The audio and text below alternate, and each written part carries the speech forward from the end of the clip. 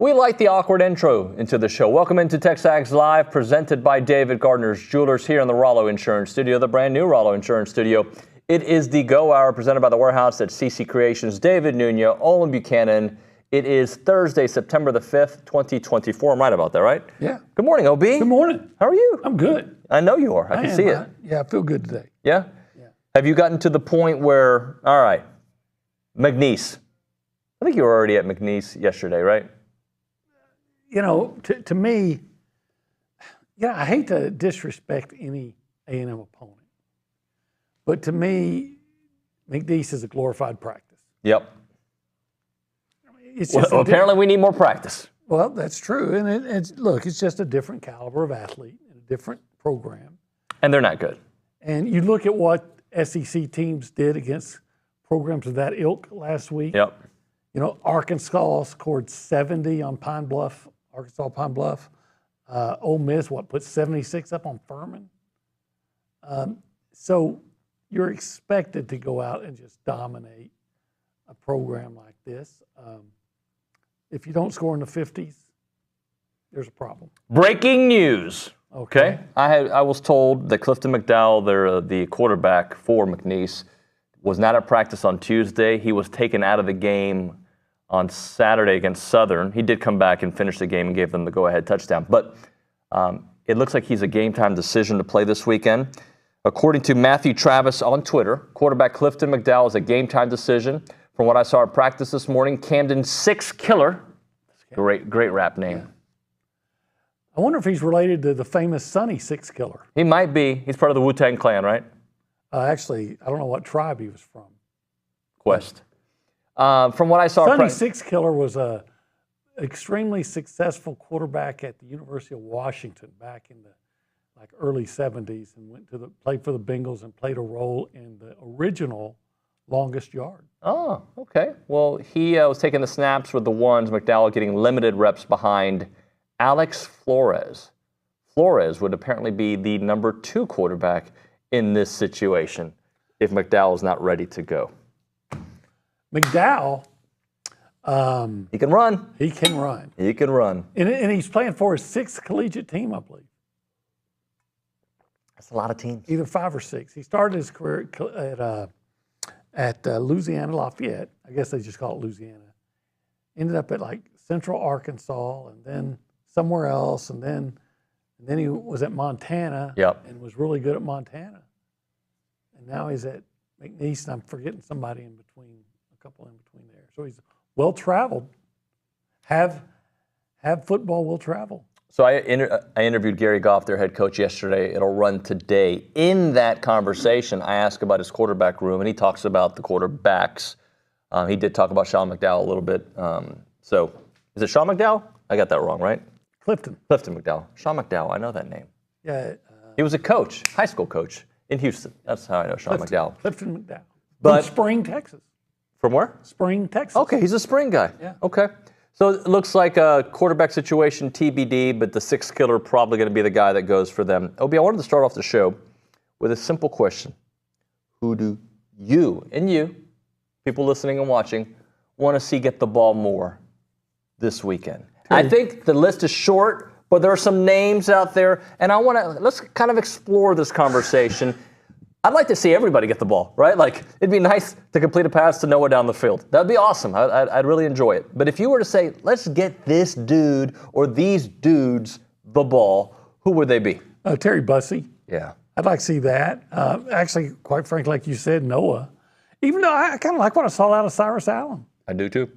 So, but I think if you're looking for a guy that can be explosive and, as they say, take the top off the defense, make the defense worry about him getting deep and all, maybe Bussey's the guy. It's interesting. So yesterday I was at Jiu-Jitsu, Brazos Valley MMA, and there's a young man who stops me all the time asking me football questions. It's great. I'm not going to give you insider information, but, I'll have a chat. He's like, hey, man, what's the real story? You could tell me. He didn't say it like that, but that's the vibe, right? Very nice young man. And he's asking me, what's up with Moose? And my response to people who ask that is, he's got to earn it at practice. That's apparently. Yeah, he's got to earn it at practice. Although he is a name that I have seen do it at a high level before. Yes, I would like. I would not mind. Now he's got to earn it. If you know. Do you believe, David, in the idea, the concept of guys that are gamers? Yeah, I do. That just aren't very good in practice. Johnny Football? I don't know if he was bad at practice, but he showed up at game day. On game day. I think coaches have an issue with that, and I understand it. I would have an issue with it. Yeah, if you got a guy that doesn't look good in practice, why are you going to put him in the game? Unless he has shown over his career that he's not a very good practice player, but when it's time to play, he can play. And, there's a reverse to that. And I'll give you an example. And I hate to bring up the team I'm going to cite, but I'm going back to when I worked in Austin and I covered the Longhorns. Yep. If you went out to practice, and they let us in practice at that time, and if you went out to practice and watched Chris Sims play quarterback, you would say, yes, of course that's your starting quarterback. Reverse. But when the game started, he was just, waiting lost for a mistake. Right. And I don't know, maybe you got to find out what Moose is going to do, even if he's not having a great practice, because you've seen what he can do in games. I can make some catches. He's going to be part of this story. He's going to be part. I don't know if it's this weekend or not. not. On that 3rd and 8 that Le'Veon didn't get the first down, and I think he just had too much momentum going. All right? But if it was Moose, do you have a better chance of? I don't know. But I wouldn't mind seeing Moose get some balls. I'd like to see Trey Watson. We got one catch out of him. It was a nice play. It was a nice play. The best offensive play of the game. It was really nice early on. I wish they would have scored a touchdown on that drive. Would have been a completely different. I don't know if I think the outcome would have been different. I feel like they would have been playing ahead and better, but regardless, it would have been nice to see him get the ball. So back to your question, your original question, my 2 answers now that we've fleshed it out a little bit. Yep.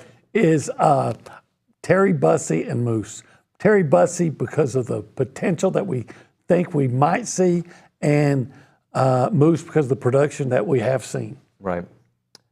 I do want to see Noah, though. But I've seen Noah. He was out there. Yeah, but I want to see him get the ball. Yeah, that's on Conner. That's not on Noah. I want to see Noah get the ball. I would like to see look, I can name every wide receiver and running back. I want to see them touch the ball and do something great. Jabri Barber. But people that, I would love to see Jabri Barber. Cyrus Allen, deep, let's go. But I do think you've got to have a couple of those short plays to open up the big play, to open up your running game. Your running game's it's all got to be together. Oh, absolutely. I'd like to see the running backs. I thought Le'Veon had a nice game, but I'd like to see more from Le'Veon. Yeah, I saw somebody on our board posted a video of Le'Veon, who did have a nice game. 70 yards against that defense is not bad. But there was one play where he just ran away from the blocking, and it was such a I didn't see it at the time. Yeah. It was such a well-blocked play, and if he had followed blocking, it might have been a big play. It turns out he went the opposite direction. It was a 2-yard gain. Yeah. So I have this question for you. How do you let your playmakers be playmakers? And there's a couple things to that. I think you said one of them, being a gamer. Gamers find ways to make plays, right? That's why they're gamers. And then I think you got to, I think the routes you call, and Coach Elko talked about it, you've got to make sure that you put your playmakers in a position to get the ball, if not only in space, with a position to make a football move, right? Yeah. And you've got to call the plays or the routes that will allow that to happen. Yeah, understand who's good at certain routes and struggles on others. Like if a guy's not fast, do you really want to have him running a go route? But it's interesting. You look at a bunch of NFL guys or just players throughout the year that have speed, but not that game-breaking speed, but they find a way to get open. Yeah. Keon Coleman, big dude, he found ways to get open, right? There's certain guys that... Right, so if you got a big guy, find a guy that uses his body well. Usually those are in those guys find a way to get open. It's in zone, right? Yeah. They just have a feel for where the soft spot is in the zone, and I don't know if you develop that or if it's innate. Yeah. And to be very honest with you, I don't want to say I undervalued the loss of Evan Anias, right? But But having those kind of guys on the field, just on the field, and obviously Anias, we loved his game. There was nothing everything about him. Evan just didn't fit here towards the end. Well, he's not fitting in Oregon yet. Well, in one game, right? Yeah. But sometimes having that kind of threat on the field does so much for the rest of the roster. Without a doubt. Well, at least Evan, he was a threat. Defense had to acknowledge the threat that somebody could go deep on you. And that's why I'd like to see more Bussey, because is he the guy that can stretch a defense? Maybe. Yep. I'd like to find out. DJ Lagway looks like he's going to get to start against, is it Samford that they're playing? They're playing Samford. The Jimbo Fishers? Yeah. I'm interested. I wanted him here. I think he would have been here had the previous coach and coaching staff aggressively recruited him. I was on the field with you, I think it was. When were you here when, maybe it was Gabe, I can't remember. Were you here when A&M beat Alabama? Yeah. Okay, so we're on the field. And they were there. The fans start pouring on the field. I look to my left, and there's DJ Lagway, and he's jumping up and down as excited as anybody. Yep. And he looks at me and he thinks I might be security because I'm watching him. Yeah. And he says, "It's okay." And I said, "Yeah, have a great time." So he goes right back to it. And I remember that day saying, "Oh, they're going to get this kid." Yeah. And then from what Broninger tells me, they didn't aggressively recruit him. Unfortunate. And I think I heard, and if I did, I heard it through either Billy or Broninger or Howell, that once Elko got here, they tried to do a Hail Mary at the end to try to, and couldn't. But probably a little too late. He's a potentially dynamic quarterback, but he's still a true freshman. Yeah, he came in for a little bit last week and threw an interception. I think he completed a few passes as well. He'll get his legs under him. We'll see if he's there when A&M plays Florida in a couple of weeks. The Florida defense, though, was not good against Miami. Now, Miami's got some dynamic playmakers. Did you know, if you go back to last year, the Florida defense has given up at least 465 yards and at least 32, maybe 33 points in 6 of their last 7 games. And the one that they didn't was Florida State, who was playing a backup quarterback because their quarterback, Travis, got hurt the game before. That's right. You know what? I think it was somebody on Saturday Down South that says, you look at the Florida schedule now, not as daunting as you thought. Because Florida State isn't, it's still daunting, but Florida State 0-2? Yeah. Well, so here's my, was A&M disappointing? Absolutely. The other way to look at it is... LSU lost as well. That's right. I'm looking at the end of their schedule. Yep. Yeah. The other way you look at it is, I would say, daunting. Who would Saturday Night Down South pick? A&M, it was disappointing. They were 13-13 with 3 minutes to go against the number 7 team in the country that everybody's going to say is good, right? So does that really change your outlook on A&M? Well, that was part of the conversation I was having at the gym yesterday. It was like, I think people are reacting to the loss, and by the way, I react to the loss too. We're all ticked off about it. Should be. But it was a game with that you could have won. That's the first with 5 minutes left. At 6 minutes they started that drive, but even at 4 minutes left, you could have won that game. Mm-hmm. At 1:50, when they scored, or whatever it was, 1:49 in the fourth quarter, it was still a one-score game, and you had a fighter's chance with, I think, a guy who is a gamer, wasn't having a game that we'd like to remember. But you had the ball in the fourth quarter with a chance to tie. The offense wasn't on the same page, and it was probably the worst, their worst 4 plays of the game. And I think LSU is not going to be as good as they were last year, but it's better than Florida. They lost John Emery for the year, it looks like. Yeah, I think there's, And one of the running backs, I think, is off the team because he got in trouble for a shooting in February. Wait. LSU has a guy in trouble and he's off the team? Uh-huh. Yeah, he won't stay off the team. If you want to be a part of the conversation this morning, you can do it multiple ways. You can call us or you can text us. If you call us, we'll pick it up on the Boss Firearms hotline. That number, 979-693-1150. This is Coffee Talk presented by TexAgs Coffee. Beat the hell out of the mornings by going to TexAgs.com/coffee.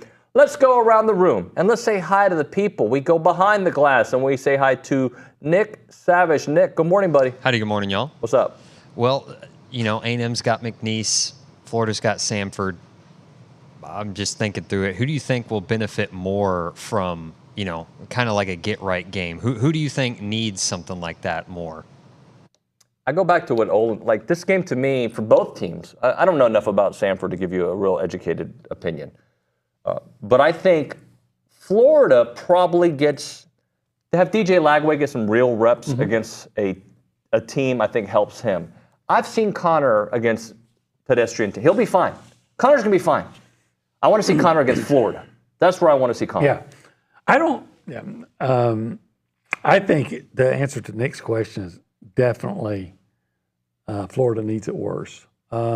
If by some miracle, and it's not going to happen, but if it did and they lost, Billy Napier would get the Jack Crow treatment. And he would be, remember Jack Crow? He was the Arkansas coach and they lost the Citadel. And he got fired the next day. And it was early in the season. Yeah. You lose to Citadel, you're out of here. You think they're not going to lose to... No, they're not. But if in theory, in the hypothetical situation in which Florida lost to Samford, I guarantee you they would fire Napier the next day. There's certain things you just can't do. And losing to Samford, especially after you just got boat raced by Miami. Does he lose his job if they lose to A&M? No, probably doesn't lose his job. If they get blown out by A&M? Probably doesn't lose his job, but he probably doesn't get fired the next day. But he's probably walking on broken glass until November when they finally go ahead and do it. What if that were to happen? Okay, you think Lane Kiffin and Jimbo Fisher are on their list? Yeah, no, I don't think Jimbo is. I think Lane should be on anybody's list that needs a coach. Yeah. And quite frankly, if Florida hired Lane Kiffin, they're going to be good. They will get right back to being a national power because he, like him or not, he's good. Is a good coach, and he can get better players at Florida than he can at Ole Miss. Yep. Let's go to the Angry Elephant News and Social Center. What do we got? Juan Marcos Palomo. ¿Cómo estás? How are you guys? I'm sorry, it just comes out naturally. It's okay. I get it. What's up, man? That's a nice shirt. Thank you. Eggland Outfitters. Okay, nice. You're fired. Continue. Well, something pretty interesting happened yesterday. Elko, when speaking to the media, said, "I think I looked my own child 25 times in the eye and lied to his face to make sure this thing didn't get out." That was him speaking about power coming back. Guys, what do you guys feel about that? I'm pretty good about keeping secrets. I try not to lie, but I get it. You tell one person, somebody always tells one person. That's how it works. It always works that way. Honey, I'm getting a promotion. Then the little kid comes to you. Dad, are you getting a promotion? Who told you? Mom. It always happens. You tell one person, they tell another. I have a different spin on this whole thing, and I probably shouldn't even go there. When you say that, you probably shouldn't. When you recognize it early, oh, he can't hold it. I can't help myself. A&M, again, had a chance to beat a national power. Something they had a chance to do so often last year and even the year before. And didn't again. And it just baffles me that after a game like that, the talk is, especially in the post-game press conference, yeah, but what do you think about power? So you're saying at the Monday presser you weren't a big fan of the clip? Then and before, I'm like, who cares? When you lose, I care about nothing. I don't care about fluff. When you win, fluff me, baby. Well, if they win, then you're saying power, and I'm not going to fluff you, but when you win and you say, hey, power, hey, did that get you guys all excited? Did it make you want to go out there and play? Or like when a baseball player's coming to the plate and they're playing his walk-up music, did you get pumped?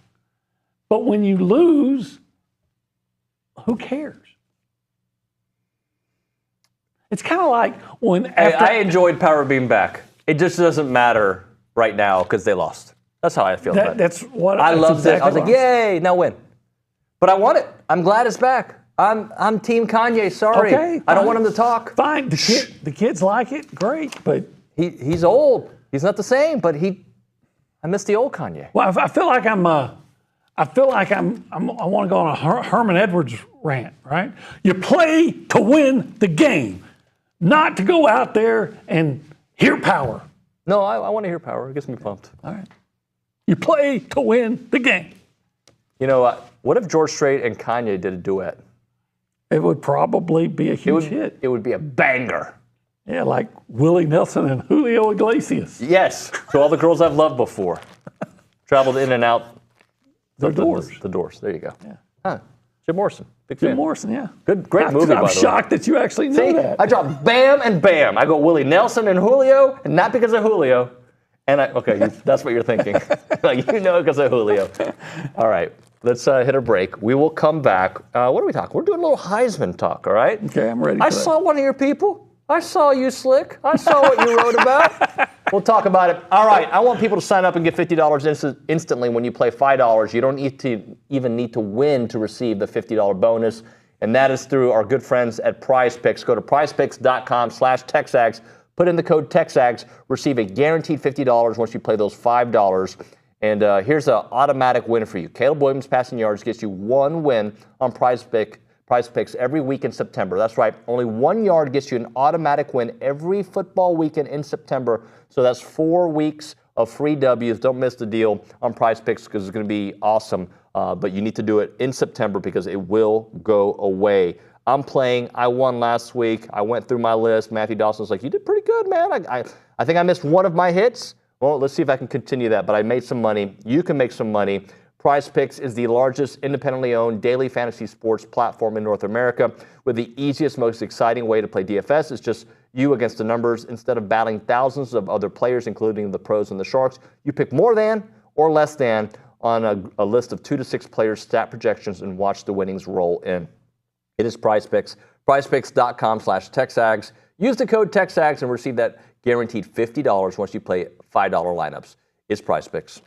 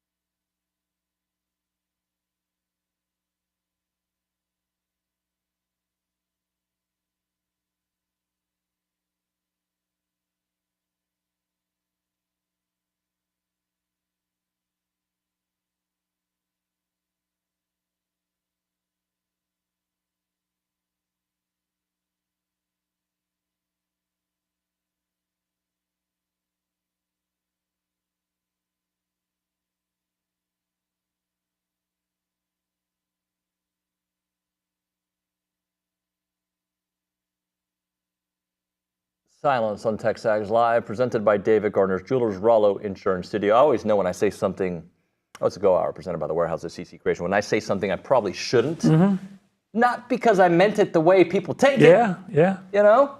Yeah. Just like Juan Marcos over there, accidentally dropping a line that he shouldn't have. All good. We all make mistakes here on the show. Let's do this. Let's talk about the Association of Former Students. It's game week, and if you're headed to the game on Saturday, the Association of Former Students wants to invite you to join them at the All Aggie Hullabaloo. Make Clayton W. Williams Jr. Alumni Center your game day headquarters this weekend for free drinks courtesy of Yiling and the City Orchard Cider and free Slovakic sausage. You can also do some pregame shopping at the vendor marketplace south of Kyle, Kona Ice, Boho Coffee. There will also be a fun zone with games, prizes for kids. Plus, if you have questions about your Aggie ring, need to have it resized, the Aggie Ring office will be open throughout the event. The All Aggie Hullabaloo begins at 9 a.m. this week, and admission is totally free. Register now at tx.ag/AAH2. There you go. That's the latest with the Association of Former Students. OB, time to do a little Heisman watch, and that's brought to you by Shirtlift Law Firm. Hunter's a good friend of ours and a friend of our company. We trust him with our legal needs. Call Shirtlift Law today when you need a lawyer for your business or your personal issues. Yeah, it's the Heisman Hunter. He is the Heisman Hunter. OB, so let's go through your list. Yeah, you know, I always am open to your opinion. Yep. You know, you can feel free to disagree. Let me also remind, I feel like I have to do this every year, it changes dramatically early, especially week to week, because I put more emphasis typically on who you played, your caliber of competition. If you go out and have a huge game against nobody, then you should be putting up big numbers.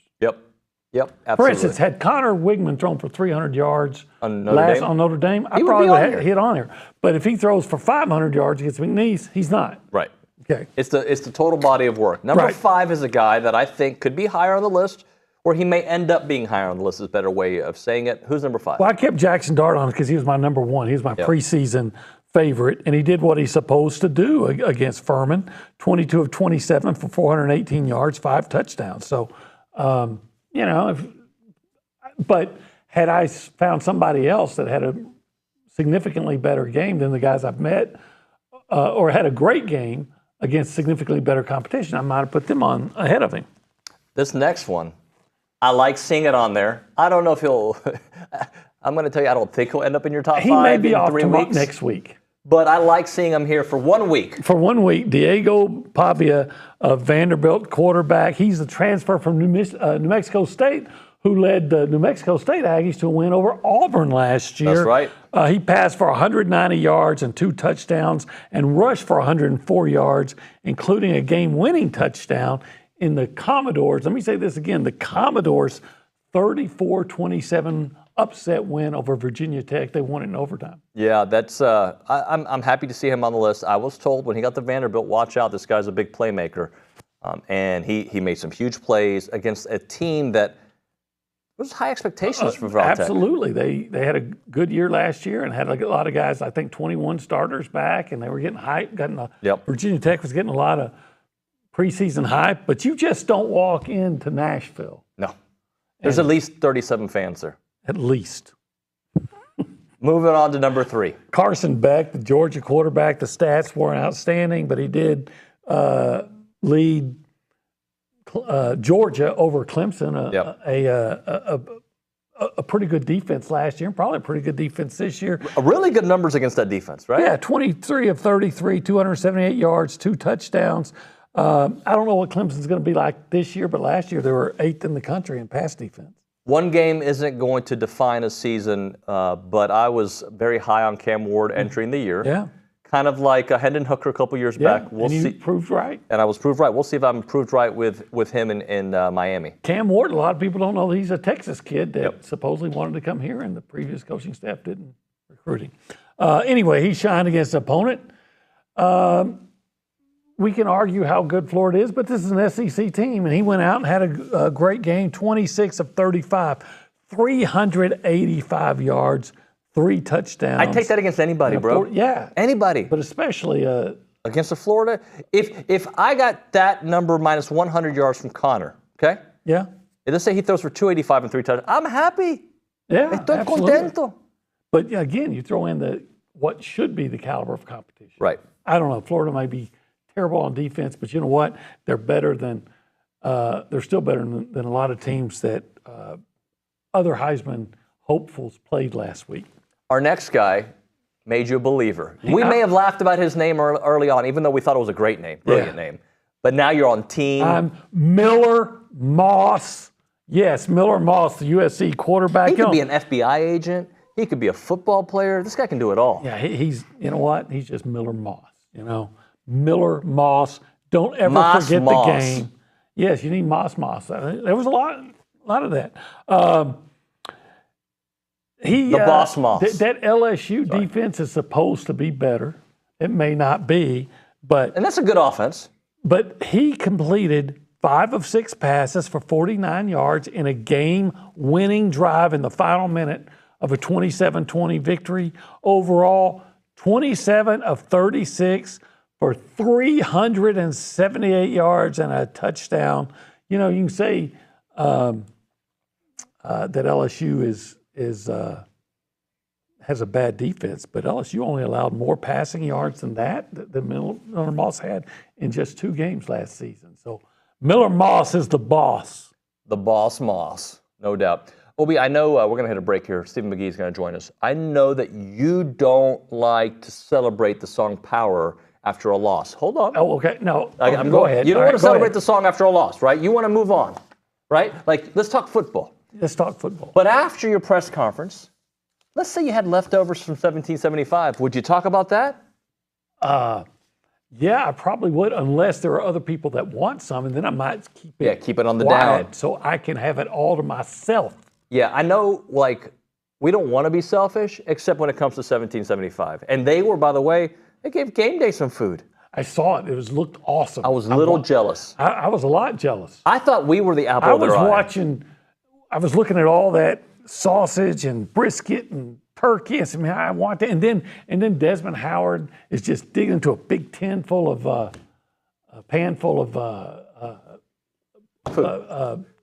food. Peach cobbler. Peach cobbler. And I wanted some. See, I love you guys at 1775. And if you decide to maybe bring us food one day, we're not going to get mad about it. We got a big table here, a big desk. I wouldn't put it there. I'd put it on that desk because I want to keep this clean. But 1775, you're welcome here anytime. 8203 Raymond Stosser Parkway. I'm going tomorrow, you know. I'm talking about maybe going. They are open Thursday through Saturday, 11 a.m. until they are sold out. The number, 979-492-6241. We can't wait to see you at 1775. Kind of sexy. I'm going tomorrow to 1775. Can you say in that voice, 1775txbbq.com? You forgot. 1775txbbq.com. Bye.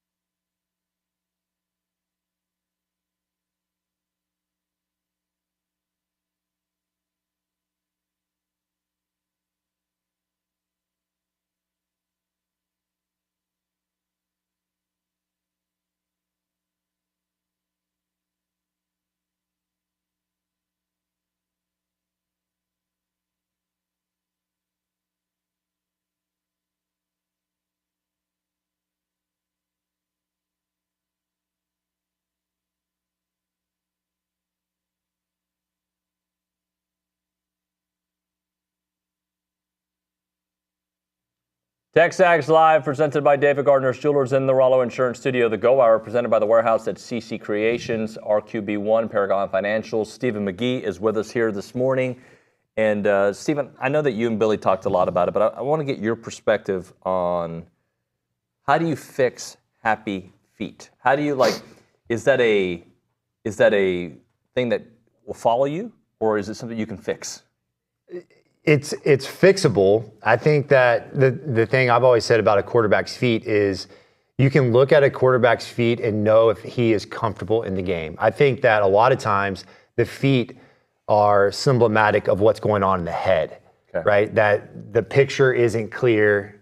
The game has sped up instead of slowed down, right? And I love that about Conner in the past is that his feet were always, you could just tell the ball was coming out quick. He was decisive. In this game, he was a little bit all over the place.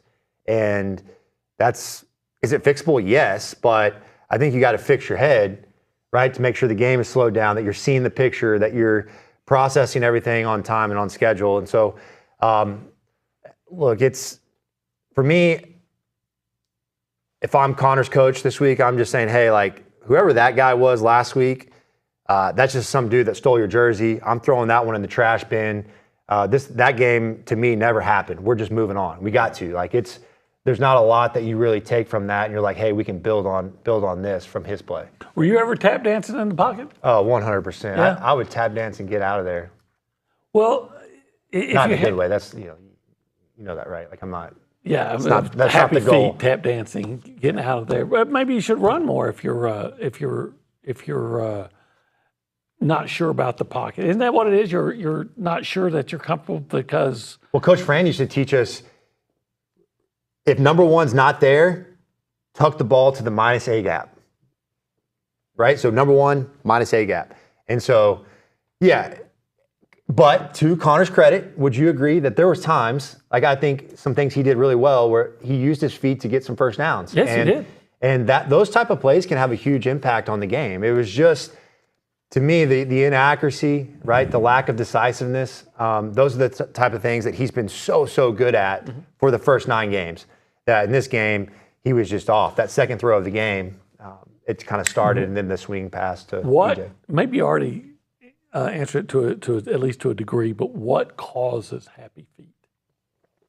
I really believe that there's several things that can happen. Number one is, if you're not seeing the game, but I think the other element of that in the mental space is that as a quarterback, you're not moving the chains and you're trying to do too much, right? Yep. Okay. And now you're trying to force the issue and see something that's not there, and your feet are hectic, right? You're not trusting the progression. Aggressively take what the defense gives you, but the second interception was a complete force. I mean, even someone that doesn't know football could see that. I mean, he threw that one into almost triple coverage. And the outside receiver is wide open on a one-on-one, right? Triple seam. Just read that thing inside out, inside out, inside out. And your feet are your clock. They just tell you how to be on time and in rhythm and if you're seeing the game. And so sometimes as a quarterback, you force the issue and you try to do more than what the defense is giving you, and your feet can reflect that. So I got this note from Matthew Dawson. Conner had the longest time to throw in the country last week of any starting quarterback at 3.67 seconds. He hovered around 2.5, 2.6 last season before he got hurt. So some of that, is it maybe residue from last year in his head, or was it the fact that he was just thinking about Notre Dame's defense more than necessarily the pressure coming his way? Look, I'm going to defend Conner on this question and say, number one, this isn't your typical third-year starter. This is a kid that is going into start number 10, right? He also had a long time between the last time he took a field in live action, right? There's a lot of football that he missed out on. And so in that respect, I mean, this is a guy that in a lot of aspects is really going into year 2, right? And you can almost make an argument that it's really still year 1 for him from a playing perspective. I think the offensive line, in my opinion, was much improved. I don't know what you felt. I thought it was. I mean, there was an occasional, they missed a guy on a twist. The guy come free. That's going to happen, especially against good football teams, right? Yeah. And I think in those situations when it wasn't there, he got north and south and made guys miss and did his job. But the pockets were good. Now, I don't know about the rest of the offense, but for the most part, we ran the ball pretty well at most times. and we protected, I thought, pretty well. Stephen, go ahead and tell me I'm an idiot, and tell me just slam me. It's fine. You can rip me any way you want to for saying this, but it just drives me crazy. Is that, and tell me how hard it is to identify this, is that the plays in which some, and it's not just Conner, it's been A&M quarterbacks in general, when I see a quarterback pass up running with a wide open lanes to throw very often low percentage passes. Yeah. As good a runner as Kellen was, I thought that was what separated Kellen from being a good quarterback to a great one, is that he just wouldn't take these layups. Mm-hmm. What is it about A&M, or am I just oversimplifying it? Yeah, you know what? Because you didn't mind running. Yeah, I got scolded when I didn't run, so I knew I had to run. I was running for my life, not from the defense, it was from my coach. So, yeah, you know, there are times, you know, Wade Wilson was the longtime quarterback coach for the Cowboys, and they used to get mad at me because I had those, you know, over the previous 5 years of my career at A&M, I'd learned to run so much, and it wasn't appreciated in Dallas for a quarterback to run. And he looked at me one time and he goes, McGee, you know, we pay those guys a lot of money to run the football. We pay you a lot of money just to get them the football, right? Like, we don't want to pay you to run. He's like, I love your athleticism, and there are times when that's needed, but at the end of the day, you're not near the caliber of athletes they are. Now, in this case, I understand OB's argument to say, well, Kellen Mond is an elite athlete, and Conner is a good athlete, right? I wouldn't say he's an elite athlete at quarterback, but he's a good one. Capable. He's very capable. And so, you know, reducing, there are times as a quarterback, when you have a true pass play called and they're in man coverage and then it just parts and you got to take off and make that play happen. But I think. Is it hard to see it?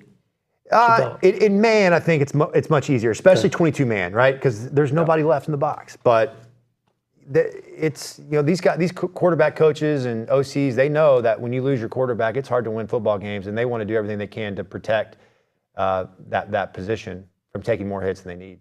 When we come back, a little buy-sell lease here with Stephen McGee on TexAgs Live. Right now, a moment for Lewis Engineering, a machine shop located in Marshall, Texas. They want to be your premier metal fabrication supplier. I talked to Doug on the phone yesterday. He's an Aggie, class of 2004, but his parents are T-SIPs. That's all right. But his grandfather started this company back during, his great-grandfather, during Vietnam.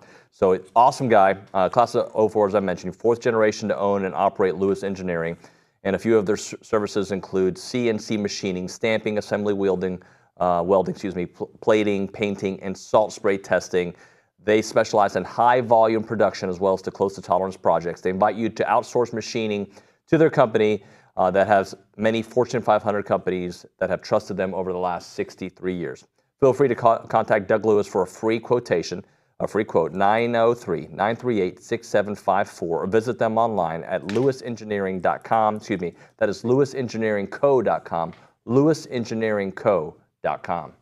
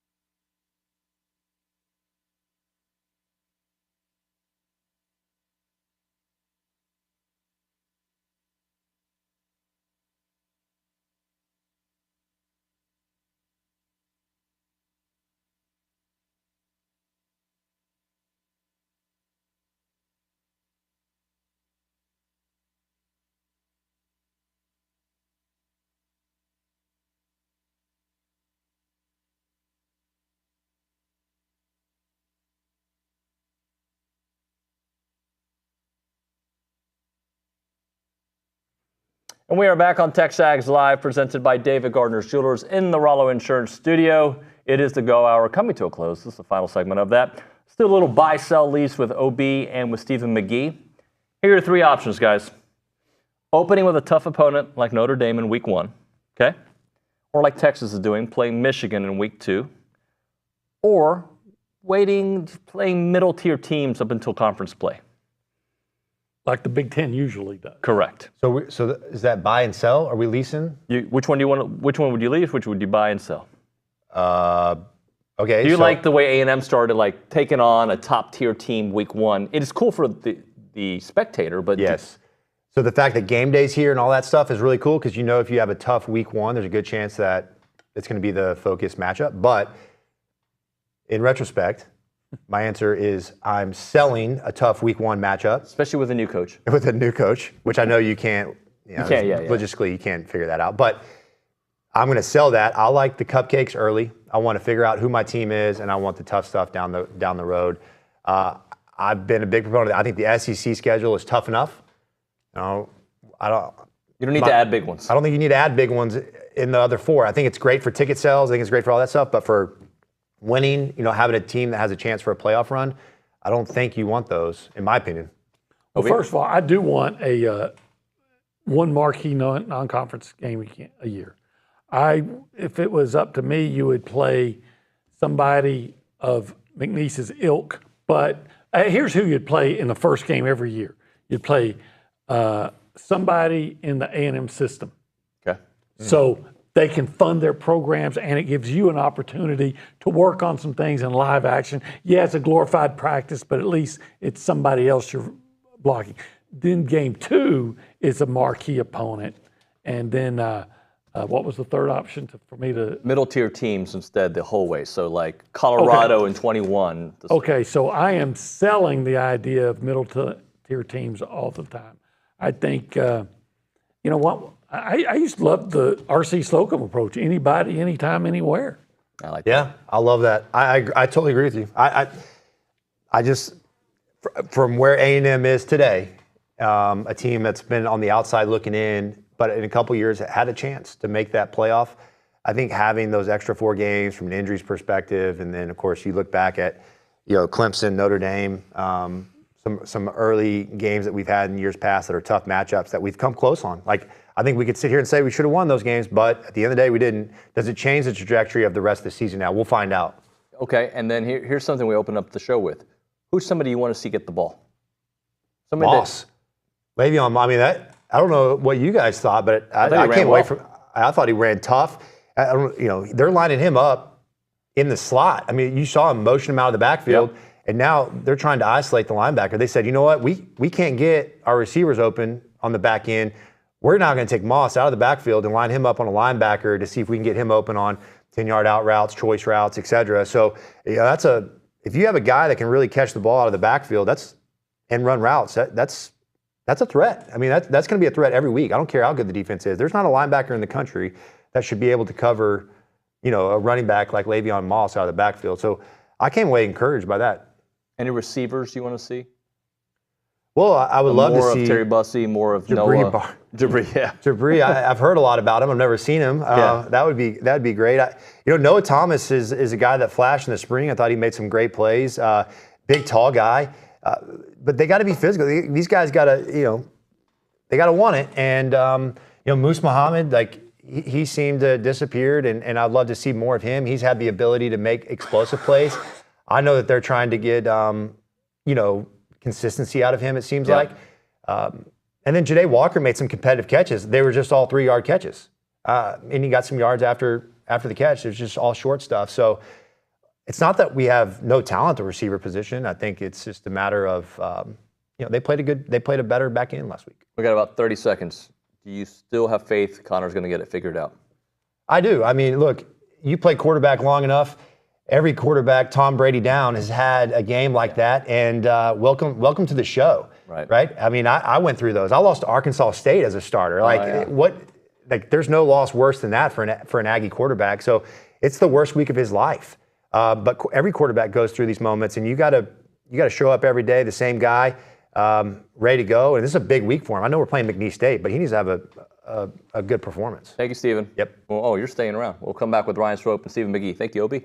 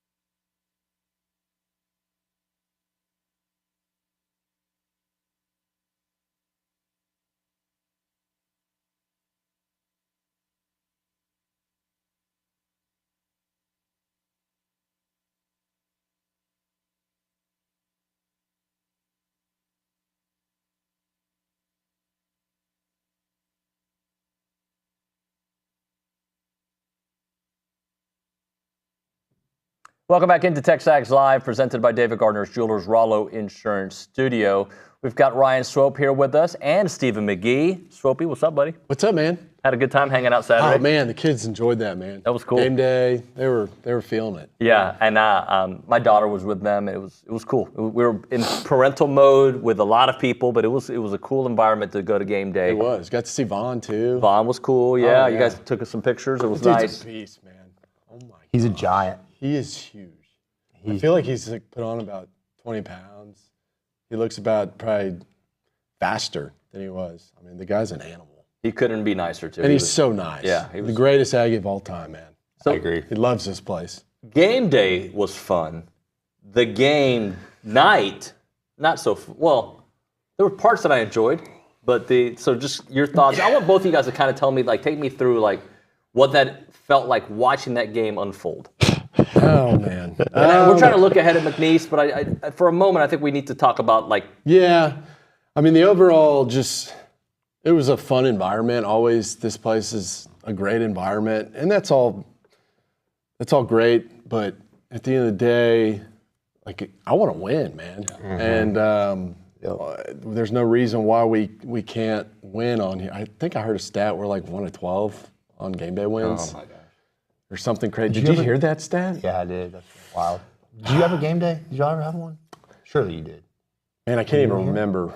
I bet you we may have had I think one. we had one. We played Oklahoma and got beat. Yeah. I can't remember. Similar type game as this one, I feel like, Notre Dame. Not a good stat, though. But, yeah, I'm just frustrated. I think that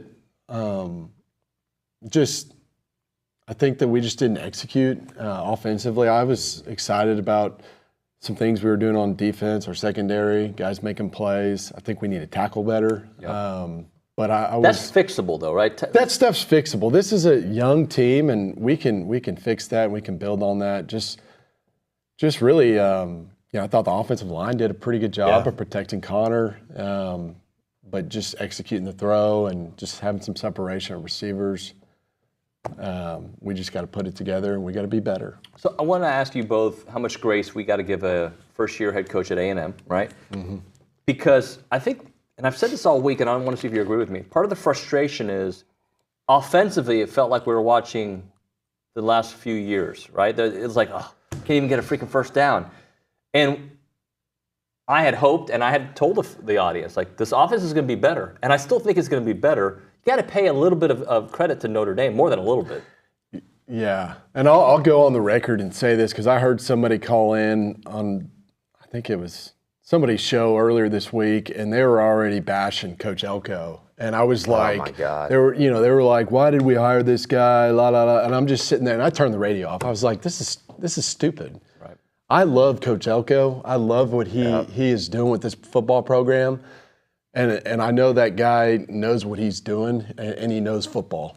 We just got to give him a little time, and we can't forget he's trying to fix this train wreck that he was left with. And so now I think that he's just getting his guys to buy in, and it's going to take a little time.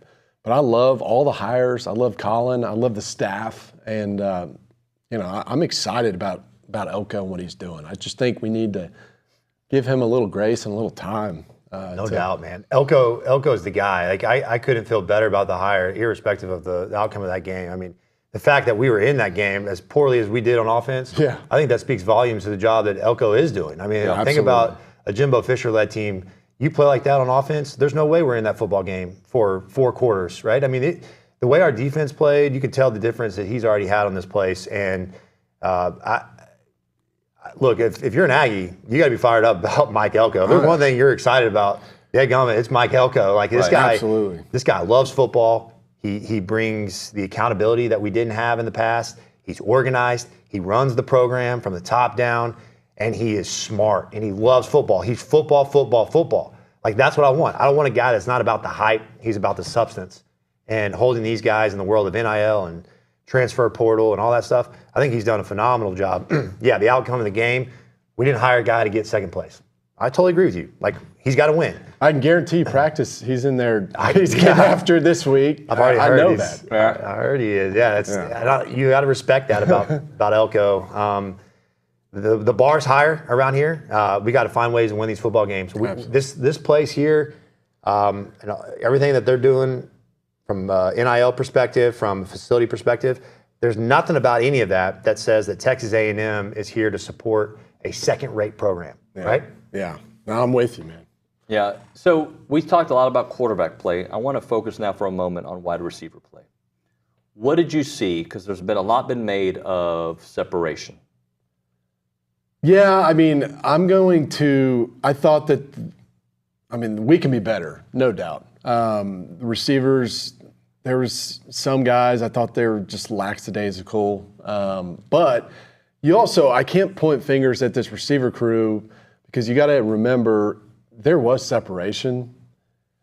They just didn't get a chance to catch the football. Right. And as a receiver, when you make the separation and the quarterback stares you down and doesn't throw you the football, it can be a little discouraging. Sure. If you do that time after time and after time, Yep. and you're actually getting open, which I saw some open receivers. Okay. And, and the quarterback's not making the throw, it can be discouraging. And you can get frustrated, and it's hard to get in a rhythm, especially, this is a young receiver core that we've got. And so you got to also give some grace to those guys, but I think we can always be better. But, we just have it. Receivers got to have a chance to catch the ball. Yep. There's no doubt. The onus this week is going to be squarely on Conner, right? You can't play on any level of football. If your quarterback struggles, you're not going to win a lot of football games. That's true at any level, right? And Conner's owned that, and he's got to. I think, though, when you have a secondary like Notre Dame's that can come down and challenge you, I think one of our concerns going into the year, and quite frankly, you pull out the bingo card and say, these are all the things that go wrong. I didn't predict that Conner, I love Conner. I thought going in this game, there's no way that was going to be the linchpin that causes us to struggle. But here we are, right? Yep. And he's got to figure it out, right? That guy was not who he was the first 9 games. And we're not going to win football games. And quite frankly, he won't be the quarterback if he continues on this trajectory. There's no doubt about that, right? But just one game so far. But that's one game, all right? So if we burn that one and we're going forward, now I think, though, there's going to have to be both schematically and there are going to be other teams that we play that have good back ends, right? Yep. Not to this caliber, but I think you're going to get easier access throws. You're going to get guys open. They're going to have to make the plays. I think that there's no doubt that it's going to have to come from both. Start to the quarterback, 100%. Start to the quarterback.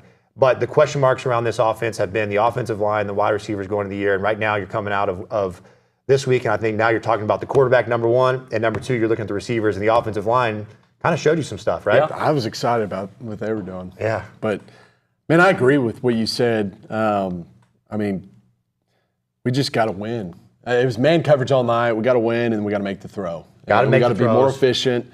Got to make good decisions, right? Decision making. The thing that frustrated me the most, and to your point earlier, Swope, was that there are plays where the guy, like I'm thinking of one where we had our Swedish tight end on a little basic route. Basic route, 10 yards down the field, and he just looked at him. Yeah, but then he misses Moss on the sideline out front, right? And I don't even know why he went to Moss. Yeah, that's Like easy DJ read. Smith on the first drive? That was a misthrow too, but I'm just saying, like, later in the game, the tight end runs a little basic route, and the linebacker clears out, right? You see the rotation, the coverage rotate to the field. He's working the boundary, but that's a simple read off the linebacker. The linebacker took Moss to the flat, and that guy's wide open, right? You saw that? Oh, dude, it was right there. Damn and then, like on the triple seam, whenever he threw to the force on the tight end again.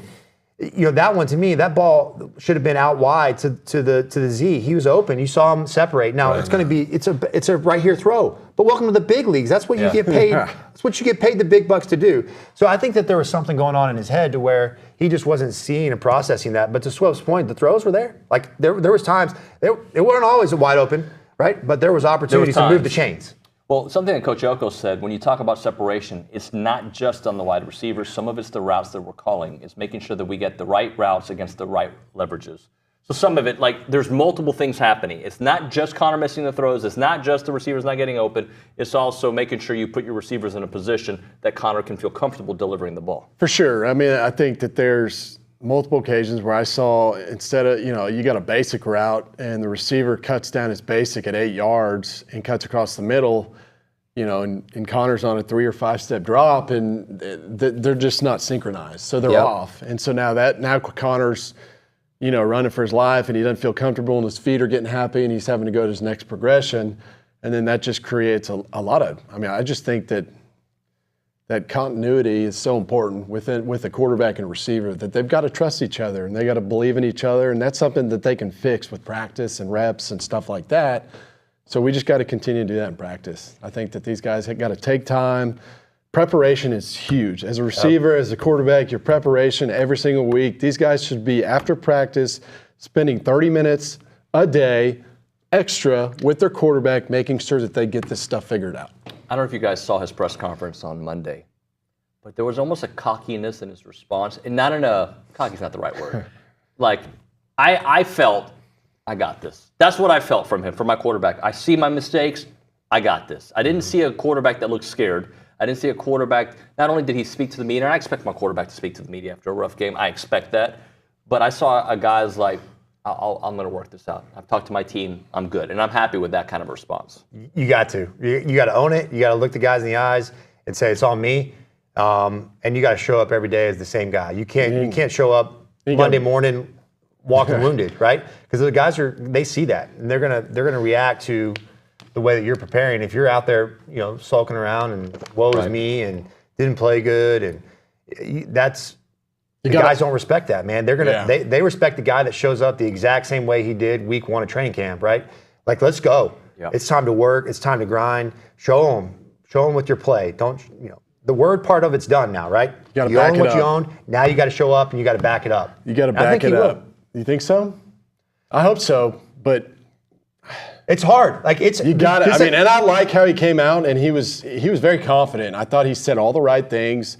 He took 100% of the blame, but now you got to back it up. You got to back it up. I totally agree. But let's see. I will say this. I hope that the Conner we saw last week is not the one that we get this week against McNeese State. Right. Like, let's hope and pray. The guy that I saw the previous 9 starts was a guy that played fast, was decisive, was accurate, got the ball out of his hands, made good decisions, saw the field well. And I know Swope's laughing at me right now, but that was not who he was on Saturday. Like, all those things that I thought made him a good football player are the things that he didn't do well. And look, I've had bad games. I go out and play golf, and I shoot 105.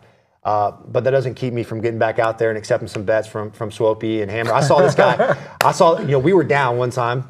This guy on hole 17, hammers, accepts the press bet, hits a 2-iron to 15 feet on a par 4. All right, and took home that goal. Right. That's the kind of shot like 100 that day though.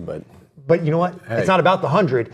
We won the match because Swope got up to the tee box and said, "Let's go, boys." He put me on his back.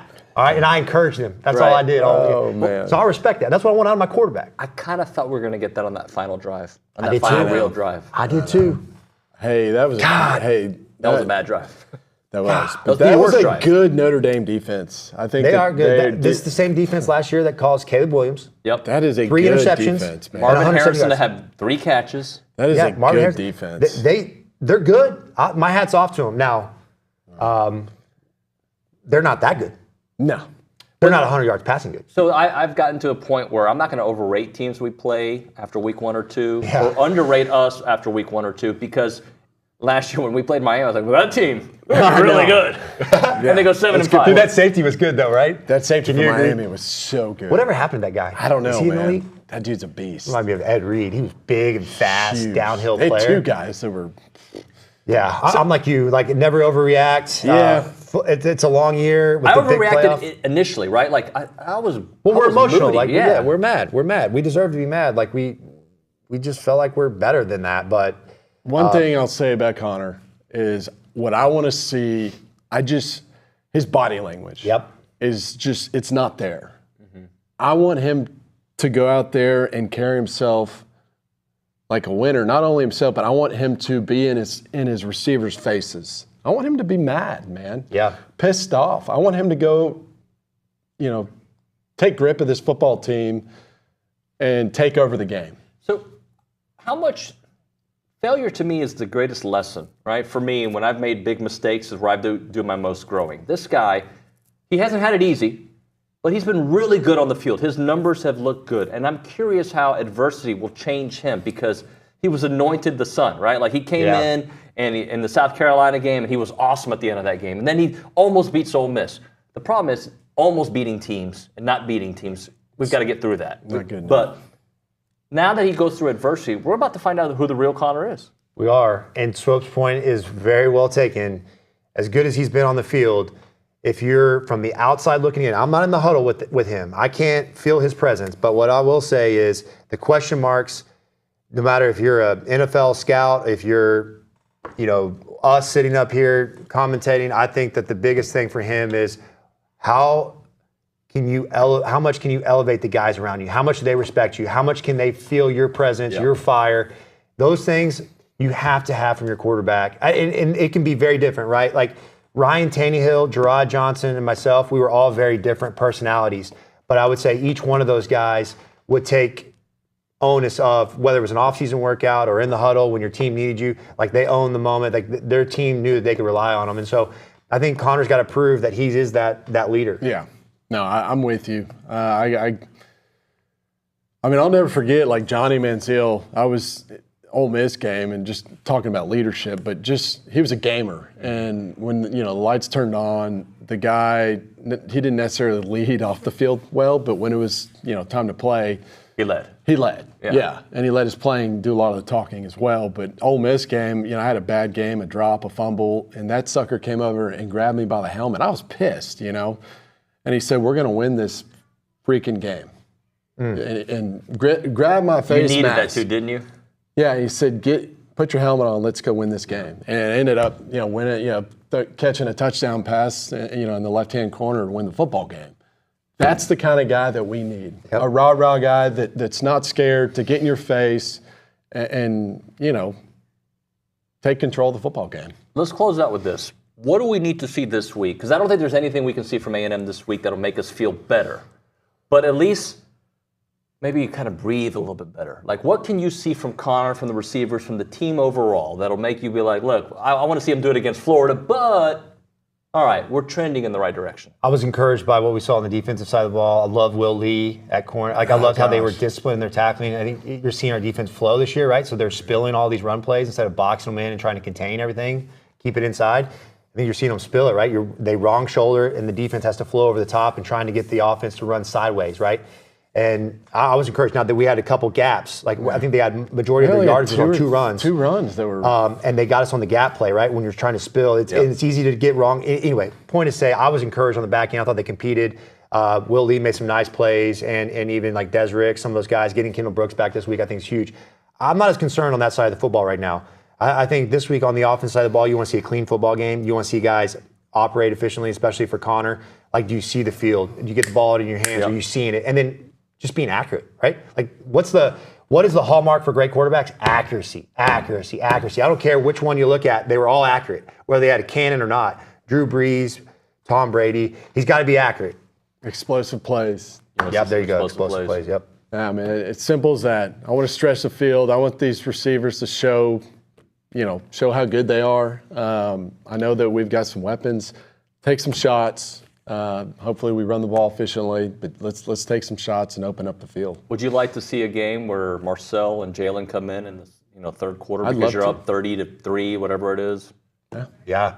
Sign me up for that. Yeah. Well, we've seen how important that is, right? In the last couple of years, you've got, who knows what's going to happen throughout the year, but those reps are very, very valuable for those guys. Gentlemen, thank you very much. Appreciate it. Appreciate you. Guys, when we come back on TexAgs Live, who are we talking to? We're talking to Gary Goff, the head coach there at McNeese. So we'll talk to him on the other side. Right now, though, we're talking Varsity Grill House, perfect spot to satisfy your food cravings and go hang out with friends. It's a sports restaurant, sports bar, classy kind of place to go get a burger or wings, whatever you want to get. They're Aggie-owned, conveniently located there on Highway 6 in College Station, right next to the Academy. Step into their vibrant atmosphere. Mouth-watering dishes crafted with care. They've got the sizzling burgers, the 4 farm steaks, a dozen signature cocktails at the bar. Get yourself some great desserts as well. You're going to love the environment. You want to take your wife on a date. You want to take your kid to watch some sports. You want to just go enjoy a cool atmosphere. You go to the Varsity Grill House. They create unforgettable experiences for big events, small events, you name it. It is the Varsity Grill House, your home for good times and great food. See you there.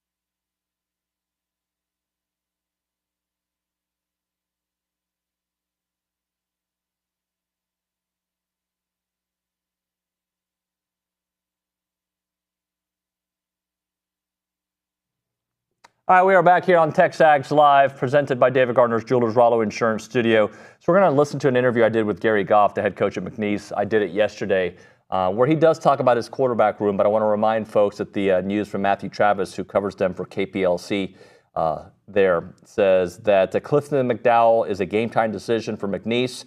Looks like Camden the six killer, is going to be taking most of the reps at practice. So he does talk a little bit about the room. So here's my interview yesterday with Gary Goff. It's coming here in a moment. And tap dance. All right, let's go to the, we'll run that here in a second. We're getting a new computer back there, guys, so don't worry. It'll be fixed. Let's go to the Angry Elephant News and Social Center. Juan, what do you have for us? Well, I wanted to announce today that guard Wade Taylor was named Blue Ribbon Yearbook second-team All-American. Now, just to let you guys know, he's 402 points away from A&M's all-time leading scorer record. 402 points. 402 points, yeah. Okay. So do the math. He'd give you 20 a game. How long is it going to take? I can't think that quick. I'm just playing. What else do you have for us? Women's soccer will be playing against TCU at Ellis tonight. The Aggies look to get back over 500, having 2 wins and 2 losses. And they play Louisiana State on Sunday. So exciting stuff for soccer. All right, thank you very much. We may come back to you in a moment. We'll see. But I think we got Gary the Goff here on TexAgs Live. All right, getting ready for Saturday's showdown between McNeese State and Texas A&M. Let's go to the Boss Firearms Hotline. We're joined by the McNeese head coach, Gary Goff. Coach, how are you, sir? I'm doing great. How are you? Doing well. Thanks for making time on a busy week. So I'm thinking to myself, I don't know if advantage is the right word, but the fact that this is the third game for you all and the fact that A&M has played one game, they weren't happy with that performance. Just, it's early in the season still, but entering your third game here in the first week of September, I think that's interesting. Very interesting. We were lucky enough to play week 0, which I think was a great opportunity for us. But it's hard to believe we're already going into our third game of the season. But I know this too. Early in the year, I think there's a big difference between week 1 and week 3. And hey, we know we're playing a great opponent this week, and I know they're going to come out and they're going to be a lot smoother in some areas than they were in week 1, and most teams are. So what are your thoughts on, and what are you telling your players about coming to Kyle Field, the atmosphere? You never know, 90, 100,000 folks could be there, about the moment, soaking in the moment, but also playing your brand of football.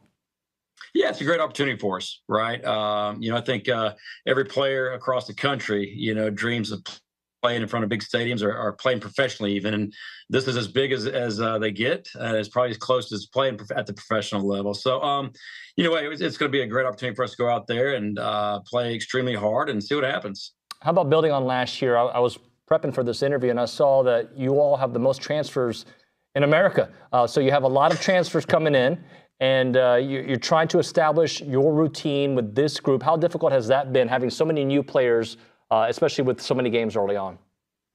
Yeah, we were very choosy on who we added, right? And that's just the world we live in nowadays. I think the transfer portal is something that everybody takes a big part in. So, it's been a challenge, but I think we've gotten the right guys, the guys that have bought into our culture and want to come here and be part of a change and have a big impact on our campus. So, it's been great so far. And, we got a lot of improvement ourselves, but I feel like the team is gelled together and they're in a great place right now, mentally and physically. And we're excited about the season.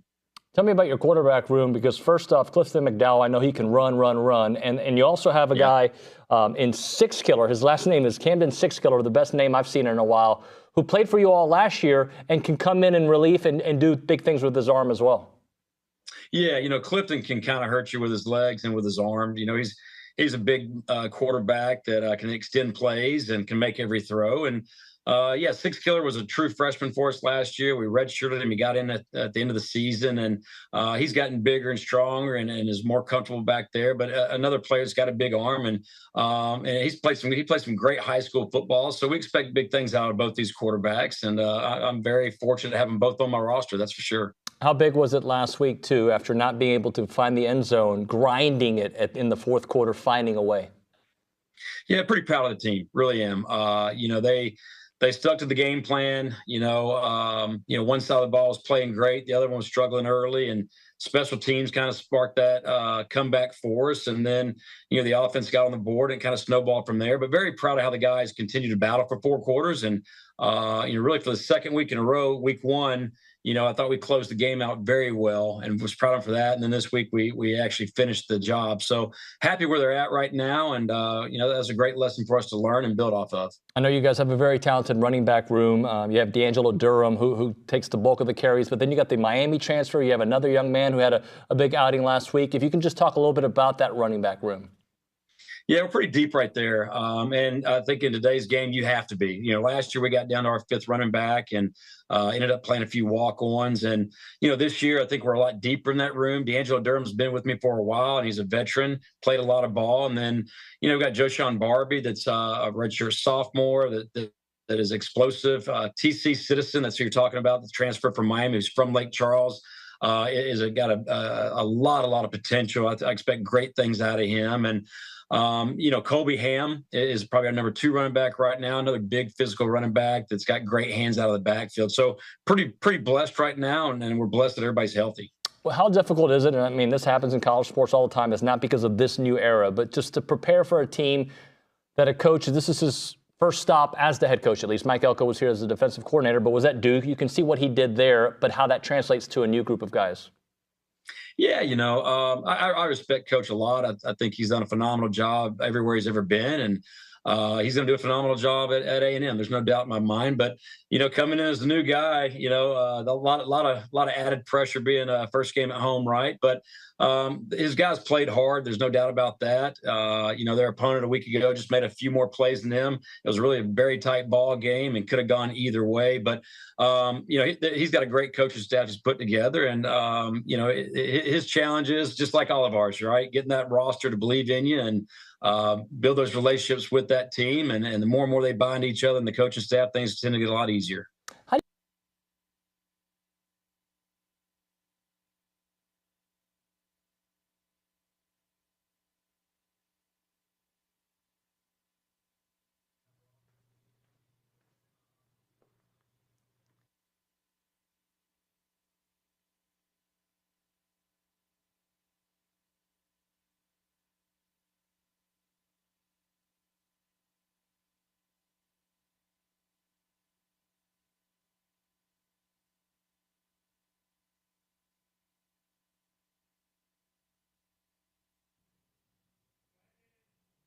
And we are back here on TexAgs Live. I don't know, does this count as a commercial break or not? So, no, all right. So here's what we're going to do. I know. I feel you guys. We're going to hit a break. When we come back on TexAgs Live, we'll talk to Aaron Torres. Apparently, he's going to be on Zoom. We'll see if we actually get him on the video today. Right now, a moment for Caldwell Country Chevrolet. Highway 21 in Caldwell and online at caldwellcountrychevrolet.com. They are locally owned and operated by Aggie alumni. They do great work here in this community. They go to all the big events. They love supporting the Brazos Valley, but they also give you the best deals, the best pricing, the best trade-in value, and of course, the best customer service around. And that includes free oil changes for life on the purchase of your vehicle as long as you own that car. They're a proud supporter of Aggie athletics. They go to all the games. They want to be a part of it. But they want to make sure that you have an incredible car buying experience. So when you go there, just know they're going to be the premier dealer for commercial vehicles for all of your small business needs. And of course, they have a huge inventory to find whatever car you're looking for. They're going to help you find that car at the right price at the right time. They make long-lasting relationships and friendships with all of their customers. It's about a 15-minute drive, the edge of Bryan to the beginnings of Caldwell. Short conversation away, but you'll see the difference when you step on the lot and do business with the great people there at Caldwell Country Chevrolet. Highway 21 in Caldwell, online, caldwellcountrychevrolet.com.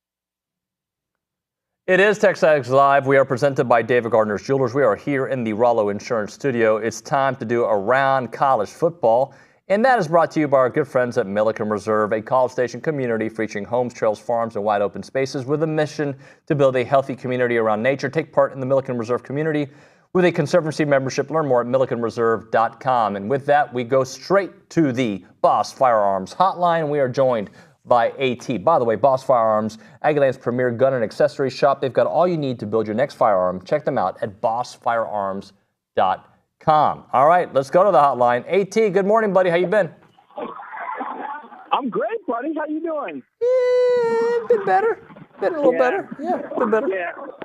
I realized that as I was saying it. Probably, you've had better Thursdays after a better Saturday night. I get it. I know what it's all about. I understand. It's amazing how a football weekend can affect multiple parts of your week, right? Like, look, my kids are healthy. My wife is great. Like, we live a very blessed life. I work at TexAgs, right? Like, but it's amazing how the score of a football game messes with me on certain parts of my day. Like, I don't think about it 24 hours a day, but when I think about it, just like, oh, that's right. But life is good, man. Life is great.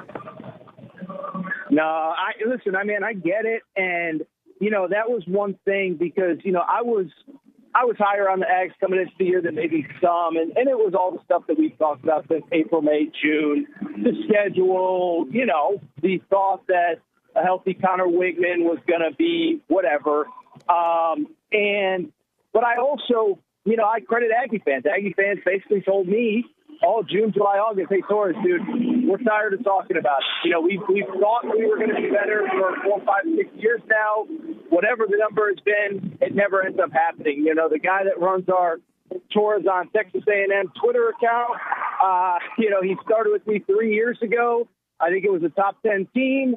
They finished 5-7. And so I just bring it up because I give Aggies fans credit, is excited about the Elko era, but also I think cautiously optimistic, cautiously realistic about, hey, we've won an off season before. Let's win some games that matter.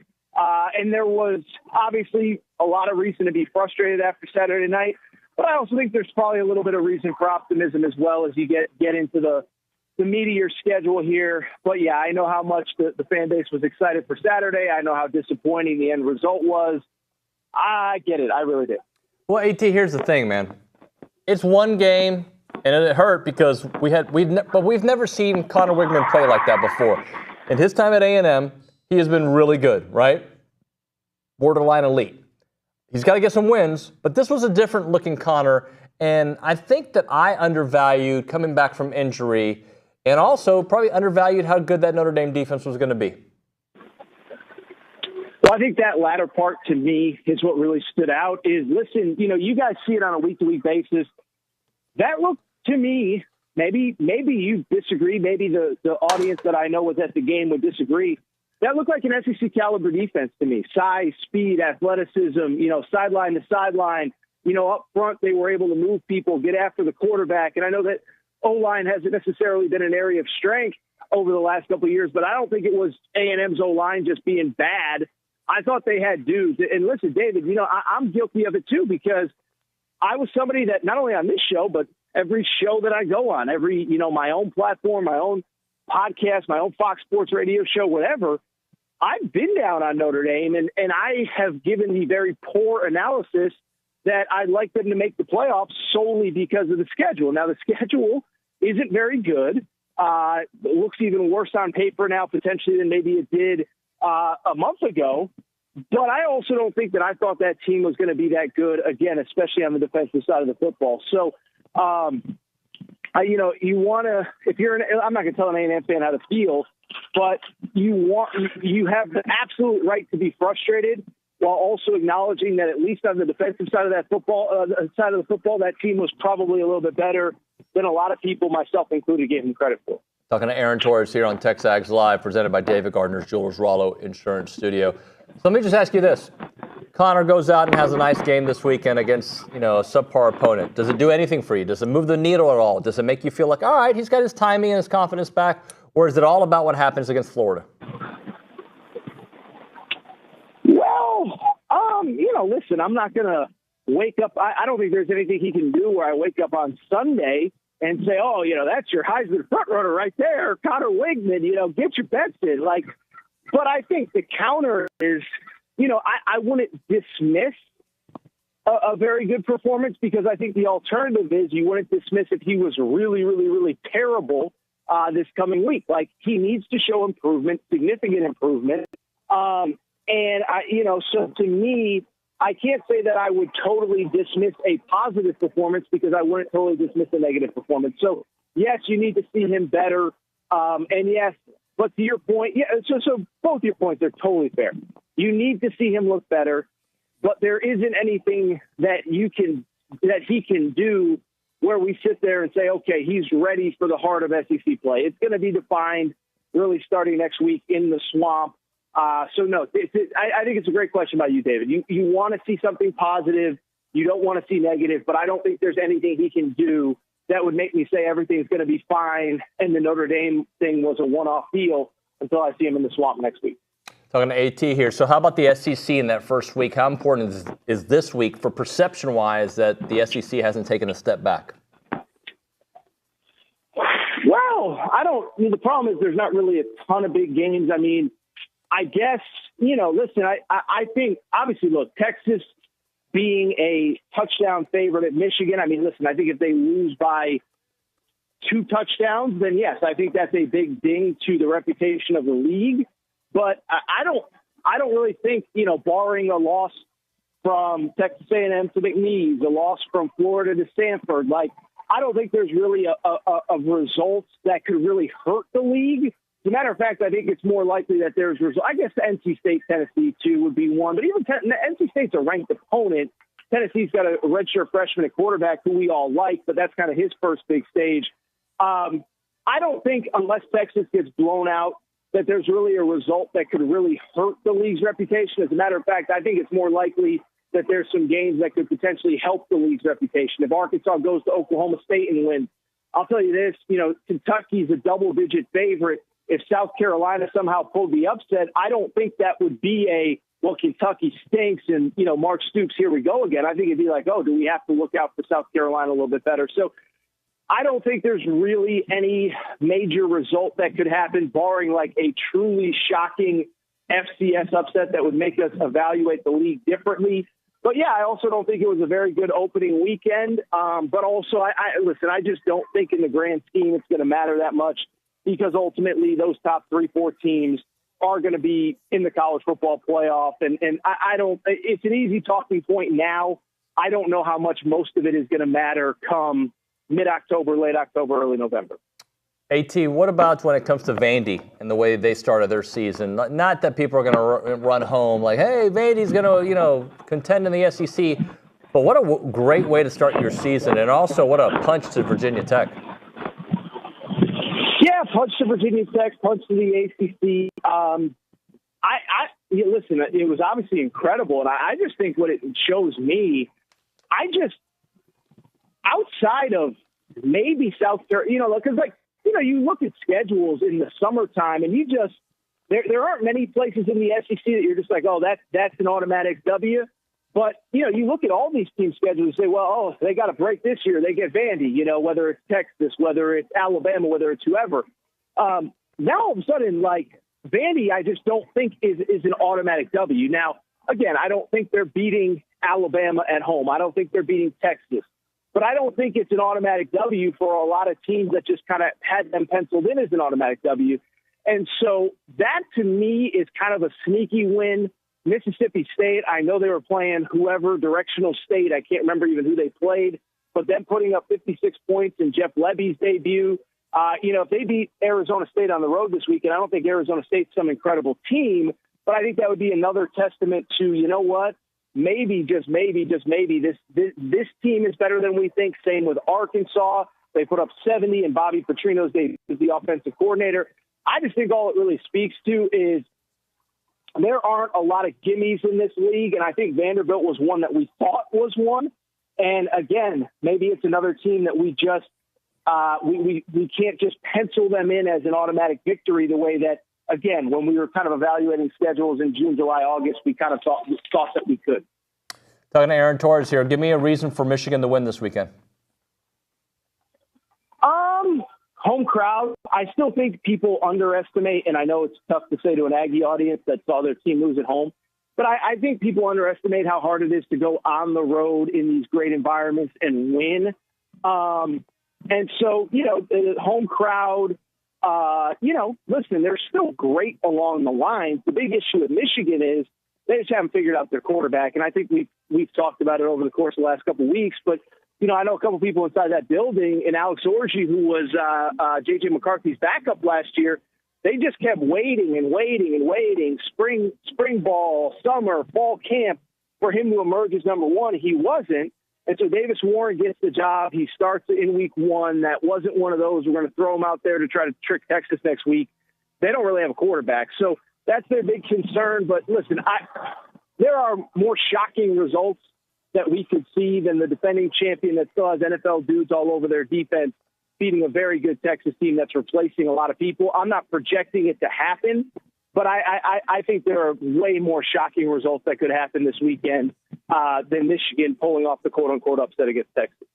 AT from Aaron Torres Online and Fox Sports Radio. AT, appreciate you, brother. Talk to you soon.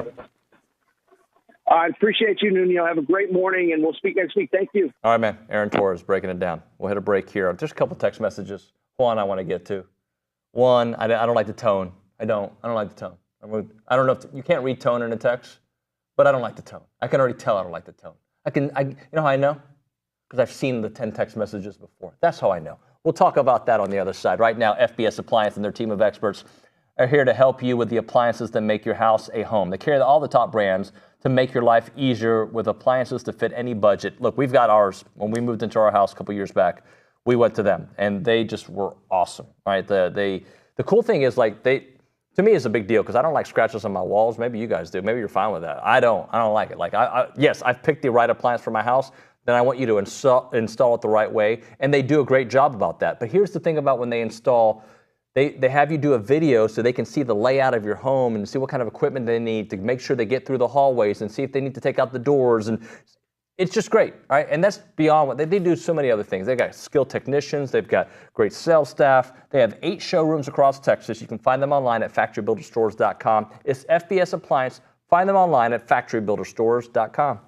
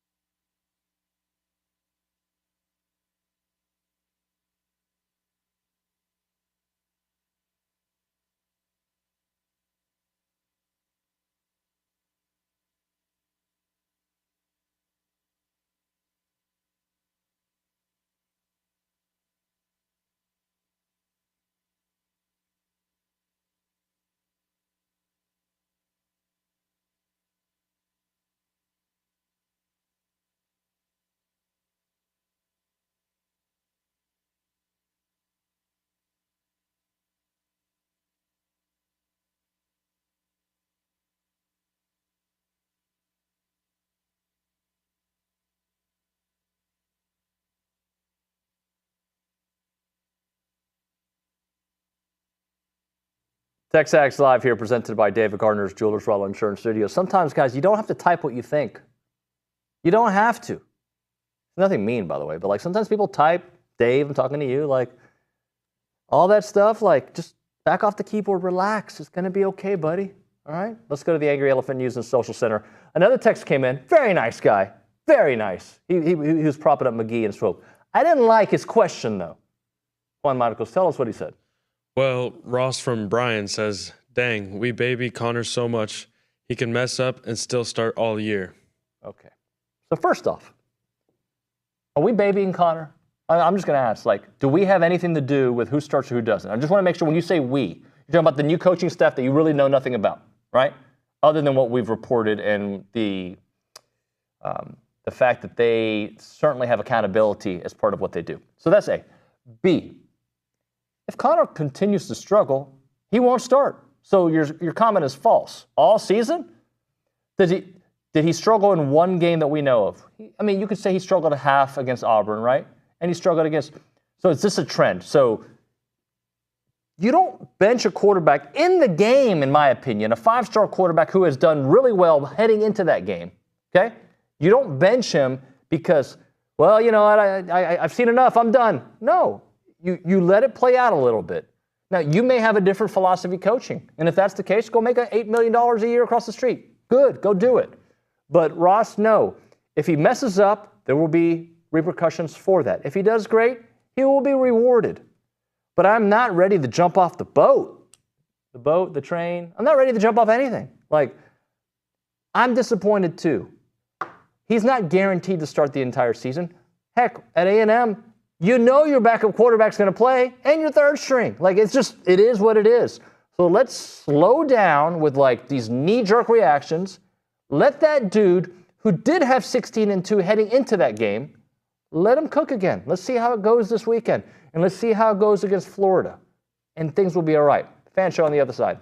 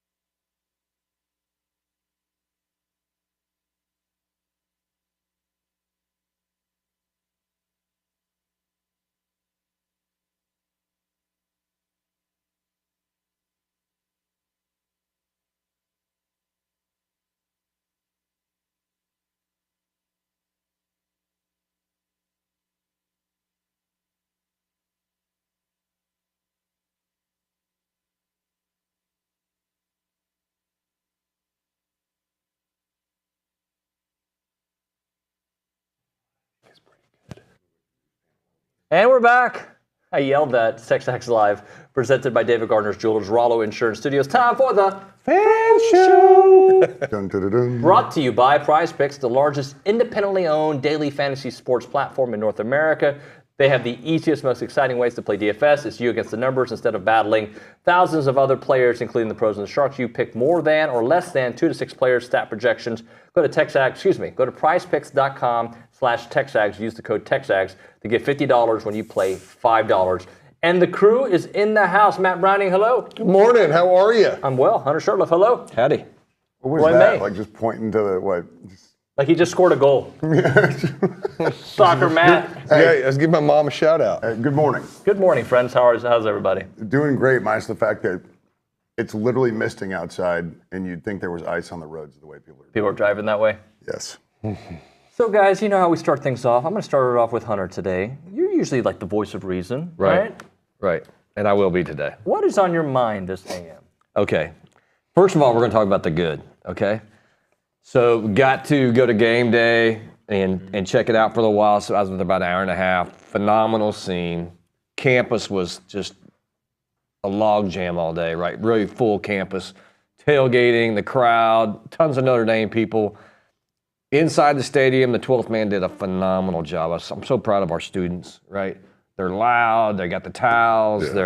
Yeah. We got power back. It was all good for most of the game. And the DJ did good, if you like the DJ, which I do. I do. So that part, man, that was a phenomenal game day that I think some Aggies, right, they take it for granted now.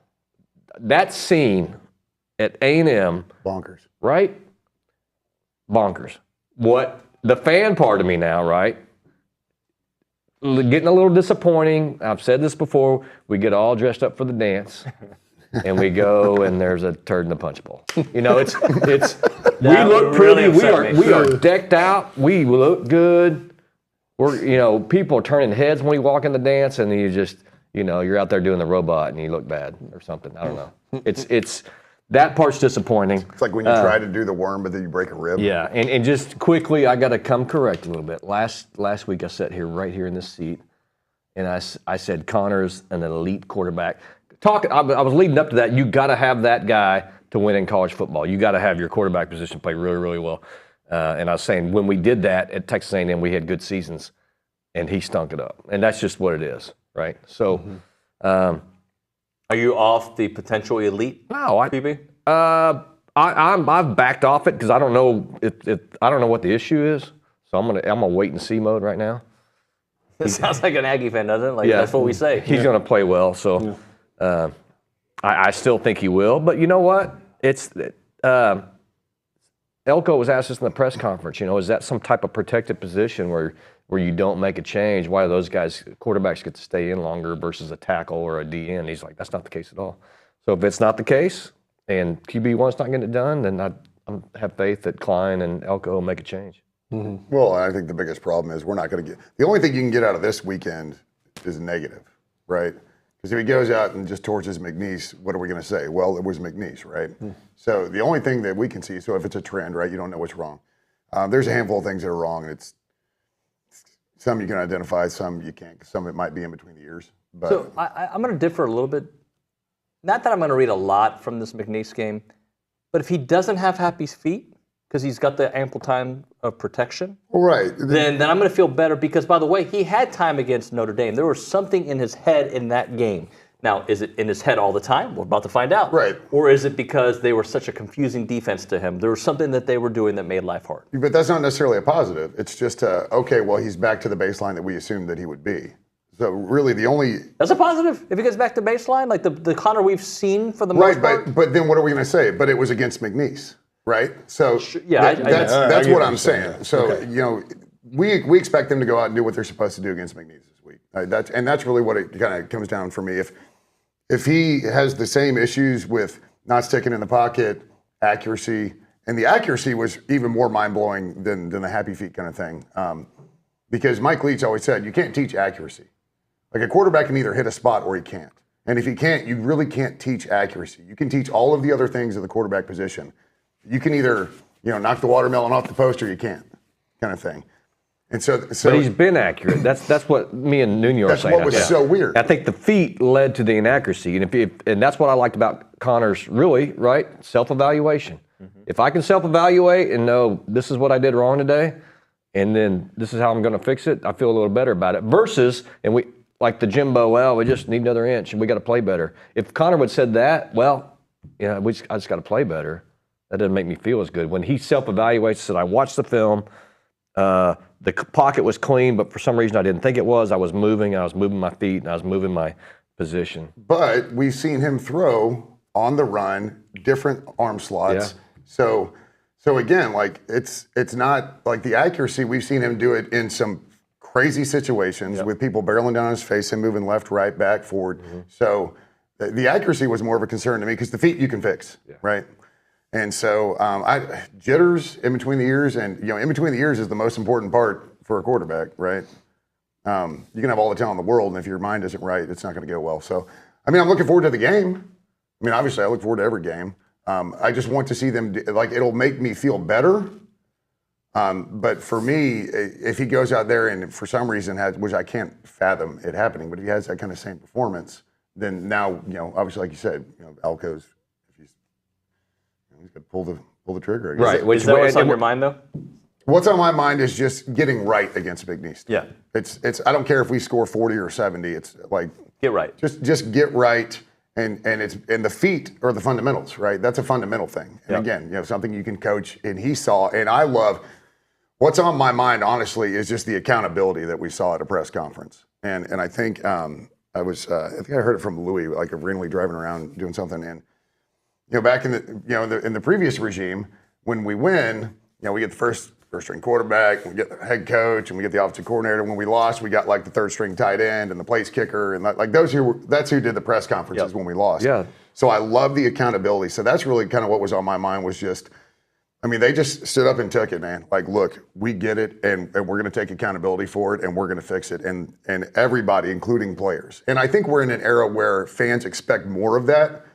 With the NIL era and kids getting paid to do stuff, we do expect that accountability, and we saw it full-fledged from the press conference. So I loved it. Like, that's kind of what was on my mind this week was that press conference it was Elko. It was they were there answering questions.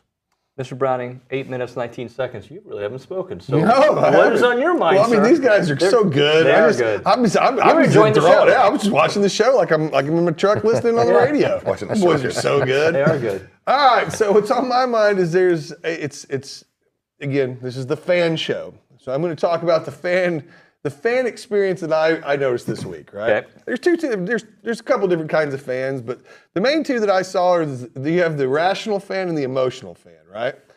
Reaction to the game. The rational fan goes, you know what? This is the first game of a new regime against a top 10 team that was tied. It was tied with them with 2 minutes left in the fourth quarter. We let it slip away. Hey, this is the first game. Things are going to be fine. Some things look different. Some things, but for the most part, things are going to be fine. I mean, they'll go, oh, Saban lost his first game, or Sherman lost Arkansas State, or these types of things, right? Then you have the emotional people who are like, this feels exactly the same. Nothing's changed. Blah, blah, blah, blah, blah. We're doomed. Then you have the horrible, by the way, I got to say this, the horrible people who get on because their feelings are hurt that their team didn't play well and start attacking human beings and calling people names and saying bad things. I would love for you, if you're going to do that from now on, if you're going to get on the boards and do that, why don't you sign your actual real name and stop doing that with anonymously behind the scenes. It's on Twitter too. It's absolutely nonsense that you people would sit there and personally attack these people. These people are working hard. They're trying their best. They're disappointed too. We're all disappointed. Cut that crap out. Grow up. Dang. Man, this is like grinds my gears. I got fired up, man. That's I was upset about it too. I can't stand that stuff. If I were Billy, I probably would have banned 30% of the site. Grow up. Man up. It's not a TexAgs thing. It's a fan thing all around the country. It is. The internet has made the anonymity of it. Oh boy. Anonymity? Y'all say it. Anonymity. Anonymity. Thank you. I even messed it up. of the internet, Nemo. where you can basically just say any horrible, terrible thing you want, right? And then other people will jump on and pile on. And when you start doing that to these are our guys, regardless of if you how much you love their performance or not. These are our guys, and the rest of us should be defending them. And it's complete crap. So that drives me crazy. But the idea is that you've got the rational and the emotional, and some of us are kind of in between, right?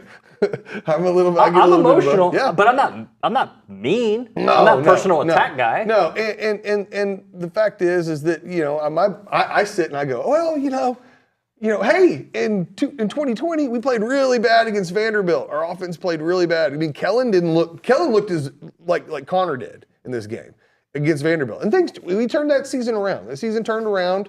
And so you go back to certain things. I always go back to the past to look, to see what things look like in the future. The elite quarterback question, I will say I've not seen many elite quarterbacks even have a dumper of a game like that was. Caleb Williams last year. I mean, it was not as bad as Connor's game, but it was pretty bad. That's what I'm saying. He threw for 150 and 3 interceptions against that defense. Oh, yeah. And that was your Heisman Trophy winner from the year prior. And was he a finalist last year or in the top 5? Whatever it was, he was elite. So, again, here's what's funny is everyone's like, people are like, oh, this was a terrible hire. We shouldn't have hired him. Let's go ahead and bench our 5-star quarterback, all this stuff. Like, if you reel off 3 wins in a row, everyone's going to forget about this. This is a 12-team playoff. Those people will just disappear. Oh well, because until the next loss, and then they'll show up with their. Let's move on from fans because anger. Well, hold on real quick. It's like the old saying though. Before the days of the internet, the idiots used to stay in their village. Yeah. Right. Because you won't go and say it to anybody's face. That's for sure. No, and look, most people. I had one gentleman who reached out to me afterwards, saying, "Man, I handled that poorly." I can understand. My advice to people is, if you've been drinking, don't tweet. Yeah, you know what I'm saying? Just wait a day or two. Stay off the internet. Just chill a little bit, because it does last forever. But can we give Notre Dame some props? I know people don't want to do that. They no, it's about us. It's about us. Yes, it is about us. But here's the beauty of Notre Dame. Their offensive line, they knew their issues, right? They knew that those guys didn't have, and they were really good, by the way. They knew they had to get rid of the ball quickly. They handled that well. That defense confused our quarterback. They handled that well. The whole game plan I thought was brilliant from Notre Dame, and they're, by the way, a top 10 team for a reason. Mm-hmm. Yeah, their defense is really good. Their defense is really good. Their offense, I don't know. Again, it's game one. They could go out and get torched next week and make us look even worse. But they're not going to. It's not going to happen. See, that's the thing is, I think it was heading into this game. Is Notre Dame a top 10 team? After this game, Notre Dame's a top 10 team. That defense is, I think it's probably better than I thought it was going to be, and I thought it was going to be pretty damn good. And their offense, they just game plan really well. I don't know that they're any sort of powerhouse on offense. I thought, we made some kind of key miscues. Again, we didn't get our doors blown off. It's not like they put up 50 points, right? No, and Riley Leonard is a really good college quarterback. And he was confident and calm. Right, and he's, I'm telling you, he's a big guy, and he's sneaky fast, and you saw it, it was on the defensive film review that came out yesterday, right? So he takes off on the left side, and Scooby's like, I got this dude, right? And our linebackers are, horrible angle, because Leonard's really fast, right? And he can complete the pass he has to complete. I think Notre Dame's going to be fine, to answer your question. I think they're a great kid, too, by the way. Seems like a really good kid. Not going to play an SEC schedule, so we don't know, the caliber, how good they're going to be, but they're going to get invited to the dance, so they're good. Yeah, at the end of the day. And again, in their offense, maybe they didn't look good because our defense is really good. Again, I think that's a big part of it. Give our guys some credit. That environment was tough. It was loud. Their O-line did good. Hey, by the way, our O-line played really well. Really, really well, I thought. I agree. I was pleasantly surprised how well our O-line played. Unless it was purposeful, like the third play or whatever, where Conner hit our new tight end, right? Yeah. 24 yards. Right, so he had an unblocked guy. You didn't see unblocked defenders coming in unless that was the plan for the play. Correct, yeah. Right? Or there was a blitz. What's funny is that last week we sat here and we said, we know Connor's going to be fine, the receivers are going to be fine, everybody's going to be fine, the O-line is the question. the O-line was the only thing on offense that was the bright spot from this game. O-line and secondary was okay. Yeah, I mean, O-line, I mean, the defense all together, I thought, played really well. I didn't think the wide receivers played poorly. I don't know. I mean, I don't know. Like, because they didn't get a lot of opportunities. I don't. Yeah. Right. Well, go back and rewatch it a handful of times. They didn't play poorly against probably the best secondary. In fact, no, the best secondary we'll face all year. The best secondary will. You have to take that into account. They're playing against literally the best secondary you're going to see all year. All right. And I thought Notre Dame, I thought their linebackers played exceptionally well. For an offense that was a little bit more vanilla than I thought we would run. But I thought their linebackers played exceptional. We might have been more vanilla because that's what we could do. You know, like yeah. I mean, I don't know why. Yeah. I mean, it's not like we were holding anything back for McNeese or Florida, you know, kind of thing. I thought I'm not telling you the wide receivers had a all-time game, but I thought they played well against what you have to realize is ridiculous competition. You know what I hope happens, guys? And I know we all hope this happens, but let's hope we get to the week of the Texas game and Conner has a awesome year, and we do mean tweets, and looking back. That's what I hope. Like that, this team, really like freezing cold takes. Yeah, just that this team turns the corner. And by the way, you could do the reverse of that. Maybe an optimistic. I don't even know if I'm optimistic. I'm just not going to grade the season on the first game against a team that is in the top 5 that you were tied with 2 minutes left. The guy on TexAgs went back and found all the mean all the mean things, posts on Buzz, and then he reposted it once we went on that streak last year.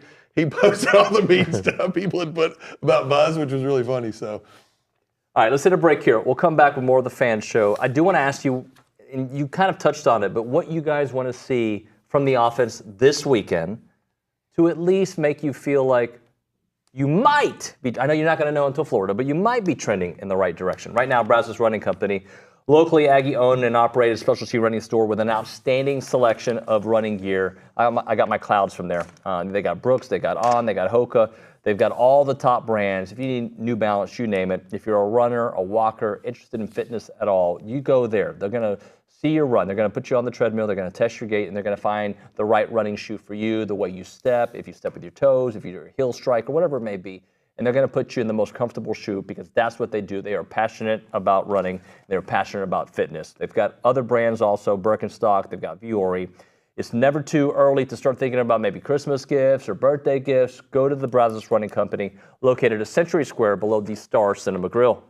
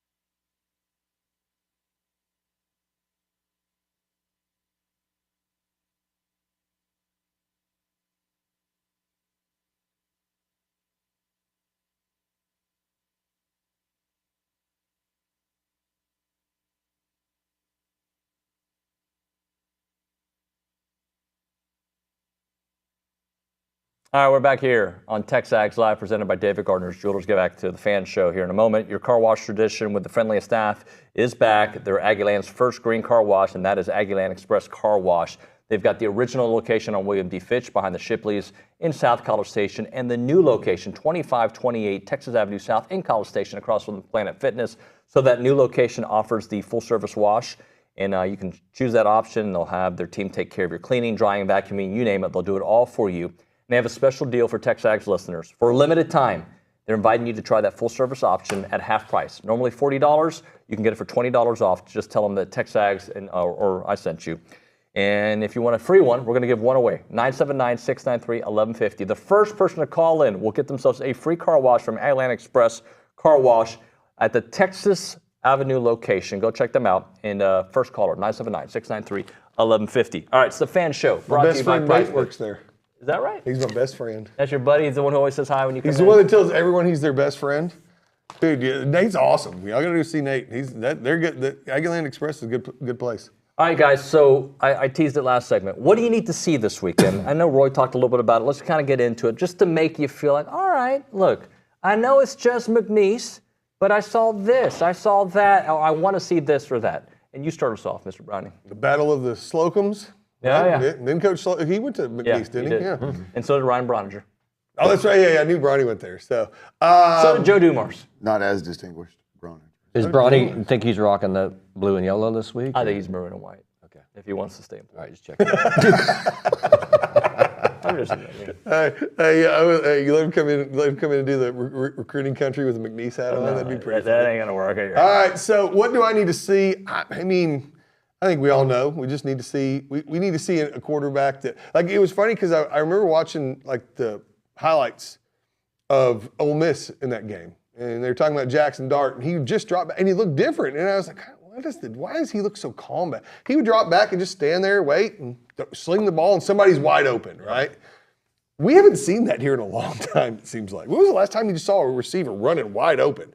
I can't remember. Even during Kellen's days, like every ball he threw, it seemed like he was thrown to a contested to a receiver who was covered and having to make amazing catches, right? I mean, think about that. Truly, when was the last time you really saw someone get hit in stride across the middle and make a play and get some yak? That is what seems different. Like, where is that? When then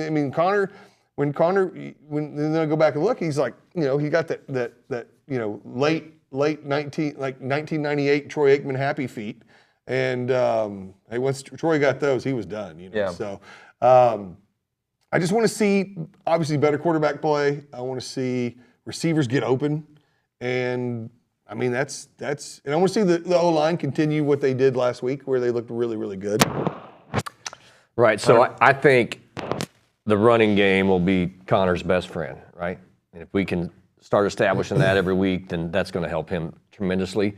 So I want to see our O-line, continue to improve, but just mash these guys who are going to be undersized, right, outmatched, and get our running backs involved and let them kind of dominate.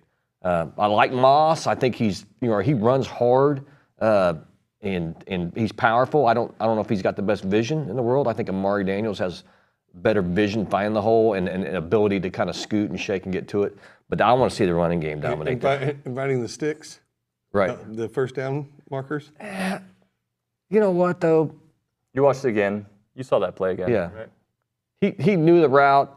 He caught the ball. It was unfortunate. Yeah. OB thinks it was just momentum at that point. Yeah. And you know what? Those running backs, this is your route. It's a X number of yard route, and that's what you're going to run, right, out on that play. So I was talking to Swope about it. They're different than receivers. They don't think like receivers. They do not. Roy, anything else you want to add to that? I want to see just a kind of continued progression of the offensive line since, now we have a new center, right? But you're cracking me out, Browning. Like, when's the last time we saw a receiver run wide open?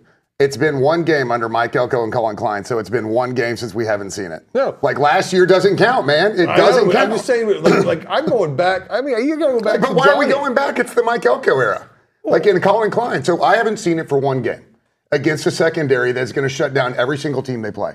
Yeah, but you also have to remember there is, it's for us as fans, Right. fan show. Right. I'm looking at it going, So now he's being the emotional love fan. this. Yeah, I'm telling you, I've got both. I've got the emotion. I want to see open receivers. I want to see open I want to see receivers. wide open Just receivers, but it's once. only been one game, and against the secondary. Again, we're not going to see a secondary this good the rest of the year. There's not an SEC secondary as good as Notre Dame has. So you're saying So if we see it again against Florida, let's say, then we have some problems. Right. Now, do we fully expect it this weekend against a McNeese State? Yeah, of course we want to, we better see some people running wide open, right? And again, this is where it kind of comes into, we're only going to glean so much from this week, but I want to see the running game. I'm right with you on that, and I just want to see this offensive line again. I thought they did a pretty good job. I agree. You hit on it as far as maybe some vision issues. Yeah. There were some holes that didn't get hit, kind of thing. In the running game. And so I want to see that running game kind of shape up. And I think it goes without saying we just want to see Conner, stand in the pocket. Play good, play for a half. Stand and deliver. And then, other guys come in. We really haven't spoken that much about the defense. The defense had their struggles in the fourth quarter, right? At least stopping the run in the fourth quarter. But what did we think overall? Because there was a point in that game where I don't think Notre Dame can get a yard on this defense. Like, they would try to run, it would be bottled up. Then in the second half, they found some things that were working. I don't think that and this is one thing I saw a lot of people say, we were gassed. I don't think it's that. I think there were a handful of plays in the second half where the defensive call was poor. And I'm sure they'll admit to it, we really kind of made the wrong call in this situation, especially when we had them backed up. When it's second and kind of unmanageable kind of yardage. The defenses that we called, Notre Dame played perfectly into them. And so I think, and you can talk about the linebackers had some angle issues, and there was some. Surprisingly, it came from the linebackers. We didn't get as much pressure as we thought, but Notre Dame's offensive line I thought played really well. I thought our secondary played well. It was the chunk plays were the difference. Again, we didn't get our doors blown off, so it was just those chunk plays. So if you look at it, maybe they got a little gas because our offense really kind of just stalled out in the second half, but. It was just 5-6 key plays in the second half that made it feel like the defense fell apart, but they didn't. Mm-hmm.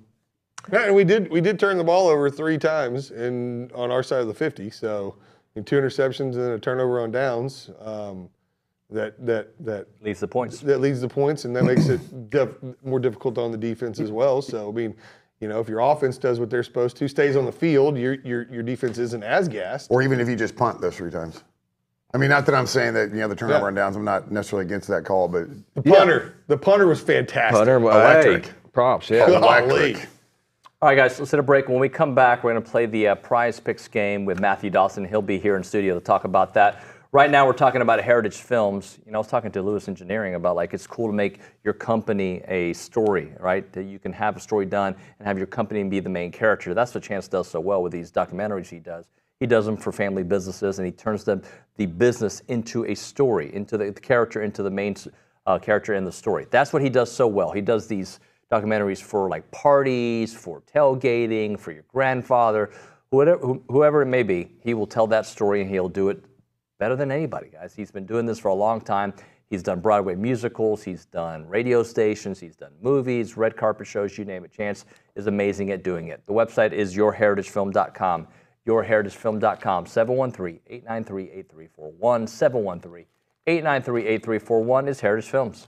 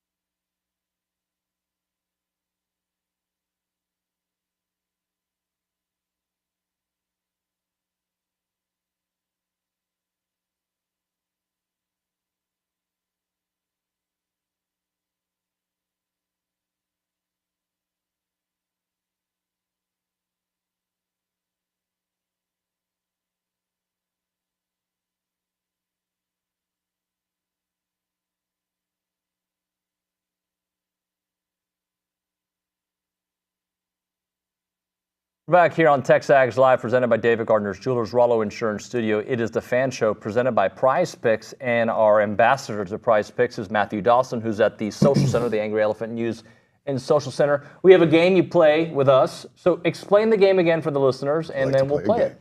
Look, we're going to do this a little bit differently than last week because some people, a.k.a. Matt, didn't understand what we were doing last week. No, it wasn't that. Don't blame me. No, We're here for explanation. It was like, just pick one. What? What do we do? You're the host of this segment. We're going to run down. Can you imagine somebody going on Jimmy Kimmel and then starting to ask the questions? No, it's Jimmy Kimmel who asked the questions. Pat Sajak laid out everything for the contestants. And then Vanna would help. The blank stare he just registered when you said Pat Sajak. Yeah, that was a blank stare. You That was know very who that good. is? No, are you serious? I have zero. You don't know who Pat Sajak is? I have zero. And you're an American. You knew who Bob Barker I'm not is? an American, I guess. You know who Bob Barker is? Please tell me. I do know who Bob Barker. Okay. Yeah, because he was in. He saw Happy Gilmore. That's the only reason he knows who Bob Vanna Barker White. is. Do you know Vanna White? No. I know Betty White. Does that count? We're getting old, Hey, man. look. All right, let's I'm just here- get I into mean, this. some numbers. Wheel of Fortune's been on. It just came off the air, right? It's been No, on forever. it's staying on the air. It's still on? So Vanna White's daughter is going to be the letter turner, and they're going to find somebody to replace Pat Sajak. The game is staying on. But he was on TV like this year, right? Within the last year. Yeah. You've never watched Wheel of Fortune? I mean, yes. I don't know who he is. This is a I big know deal. what Wheel of Fortune is, but it's like, look, when I'm 8, 10 years old, you think I'm waking up? Yes. And, Actually, yes. and just If you're waking up waiting at to 6 watch Wheel p.m., of that's Fortune? weird. No, but I feel like Well, when you're from in that college nap, and you when I wake was up a at little kid. 9:30 because you slept through your 8 a.m. and you sit down on the couch and flip on the TV, there's Pat. No, they have streaming. They're on their phone. That's fair. They don't they're have on to. their Like, phone. we had to watch stuff we didn't want to watch because there was 6 channels. Yeah. That's fair. I'm angry at Hey, you, Dawson. Price is right, man. I could tell you what a lot of things in the 80s cost. All right. You ain't lying. Well, can I read through these numbers? Yeah, let's Because go. it's cheaper than now. We're going to go through each one, and y'all are going to pick more or less than the number that is given to you. You have the numbers in front of you, but I'll read them anyways for the viewers. Okay, so back up for people who didn't listen last week. So this is Prize Picks. It's a website, and you get the app, right? Yes, get the app. You should be downloading it using code TexAgs. You basically are playing daily fantasy, which means you set your lineups and you pick more or less than for player stats and projections, and then you just win. As you were talking about, Hunter, you said you won last week? I did. I selected some good picks, yeah. That's what I'm talking about. Here we go. Well, That's what you're talking about. That's what we're I talking was up about. 20 units. Is that how the pros say it? Sure. All right. Widgets. Okay. Here we go. The first one. Quinn Ewers, the quarterback of Texas, to have more or less than 246 and a half passing yards against Michigan. I'm going to say he's going to do more, and I'm going to say because I'm going to steal Roy's line here because that's the only way that they're going to be able to move the ball against Michigan. I don't think they're going to be able to run on them. So I agree with Roy. He said that off air. So I just completely stole his line, by the way. Stealing my I'm content. going to make an emotional pick, and I'm going to say less than. I like it. I like it. I like it. They're the worst. Yeah, I mean, if you look at week one, Fresno couldn't run the ball against Michigan, but they absolutely torched them in the air. So you would want to say more than. I'm just thinking Michigan gets their act together, just kind of overall defense this week. I'm going less than. Nuño, I'll be emotional with you. I'm going to say more than because they're having to huck the ball over the yard in the fourth quarter trying to come back from 30 down. Oh, I like the way you operate. I'll be okay with losing No, that one. I got it more though. All right, we got our next one. Here we go. Haynes King, quarterback of Georgia Tech, playing against Syracuse, to have more than or less than 190 and a half passing yards. Ooh, you know what? I'm going to say more than. I'm going to say more than. I think that he's, I know he's running a lot, but I'm going to say more than just because I think Syracuse isn't, they're no juggernaut. They got Elijah Robinson there. Elijah? Come on. He doesn't deal I'm with going the less secondary. than. I love Haynes. I love him. Less than.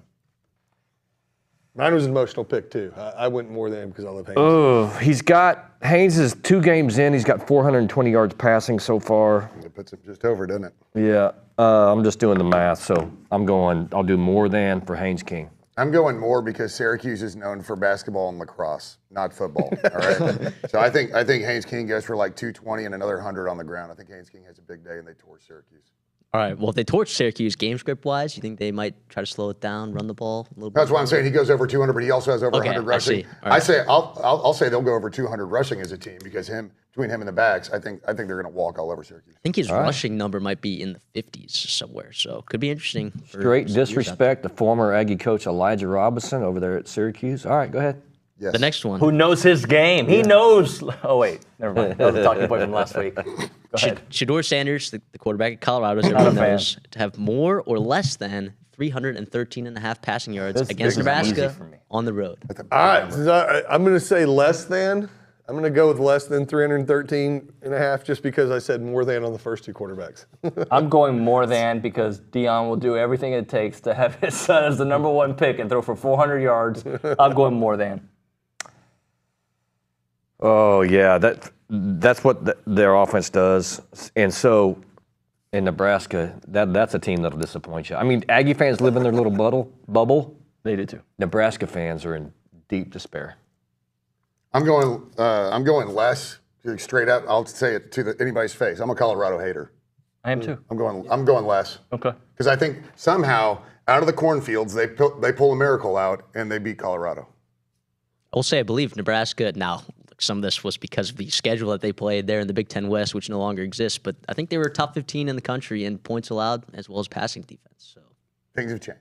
things have changed. So what do you like on Shador then? What do I like? Well, I know that Brawny was on our show yesterday, Pick 'em and Rip 'em, and he liked the less than as well. All right.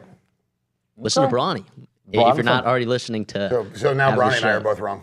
Very well. All right, so the next one, we're going to talk about Nico Amaliava, the quarterback for Tennessee. Now, Nicely played, my friend. Well done. I Like love that. support. I'm just going Nico. Yeah. more or less than 253.5 passing yards. NC State, right? NC State. Neutral site, it's in Charlotte. I'm going more than, period. It's Heupel's offense. Been said, yep. Yep. He's going. This one's the easiest one on the list for me. Yeah, I'm taking more than. Yeah, more. That kid, Nico's That kid's good. He's a star, and yeah, he only played a half or whatever last week, threw for 300. Yeah, that's a clean sweep. It's all more. Yeah, Brawny's with you as well. I like that as two. Haven't put that in the lineup. Still up in the air about it, but I do hear what you're saying. It's fast paced. They lost a lot on that NC State defense. Still Tony Gibson there though, and he gets the boys fired up. Let's go to wide receivers now. Isaiah Bond, the wide receiver for Texas, to have more or less than 55.5 receiving yards.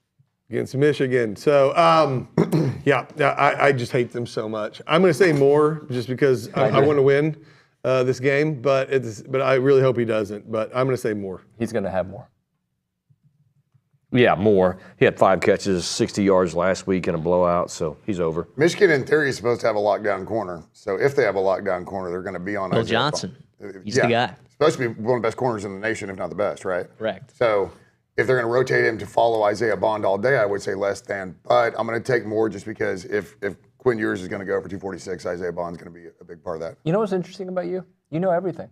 Except you I don't don't know know Pat Sajak. That's just weird. Like, you can tell me who the backup cornerback is at Fresno No, State and what he had for breakfast, but you don't know who Pat Sajak is. It's weird. Think about when Doc wrote the timelines on the chalkboard. His timeline starts here, whereas Yes. we're back in 1955. That's exactly right. It's true. Well played. Next one, Colson Loveland. He's not even touching that. He's just The moving tight on. end. We got to hurry up, David. Tight end for Michigan to have more than or less than 41.5 receiving yards against Texas. I'm going less.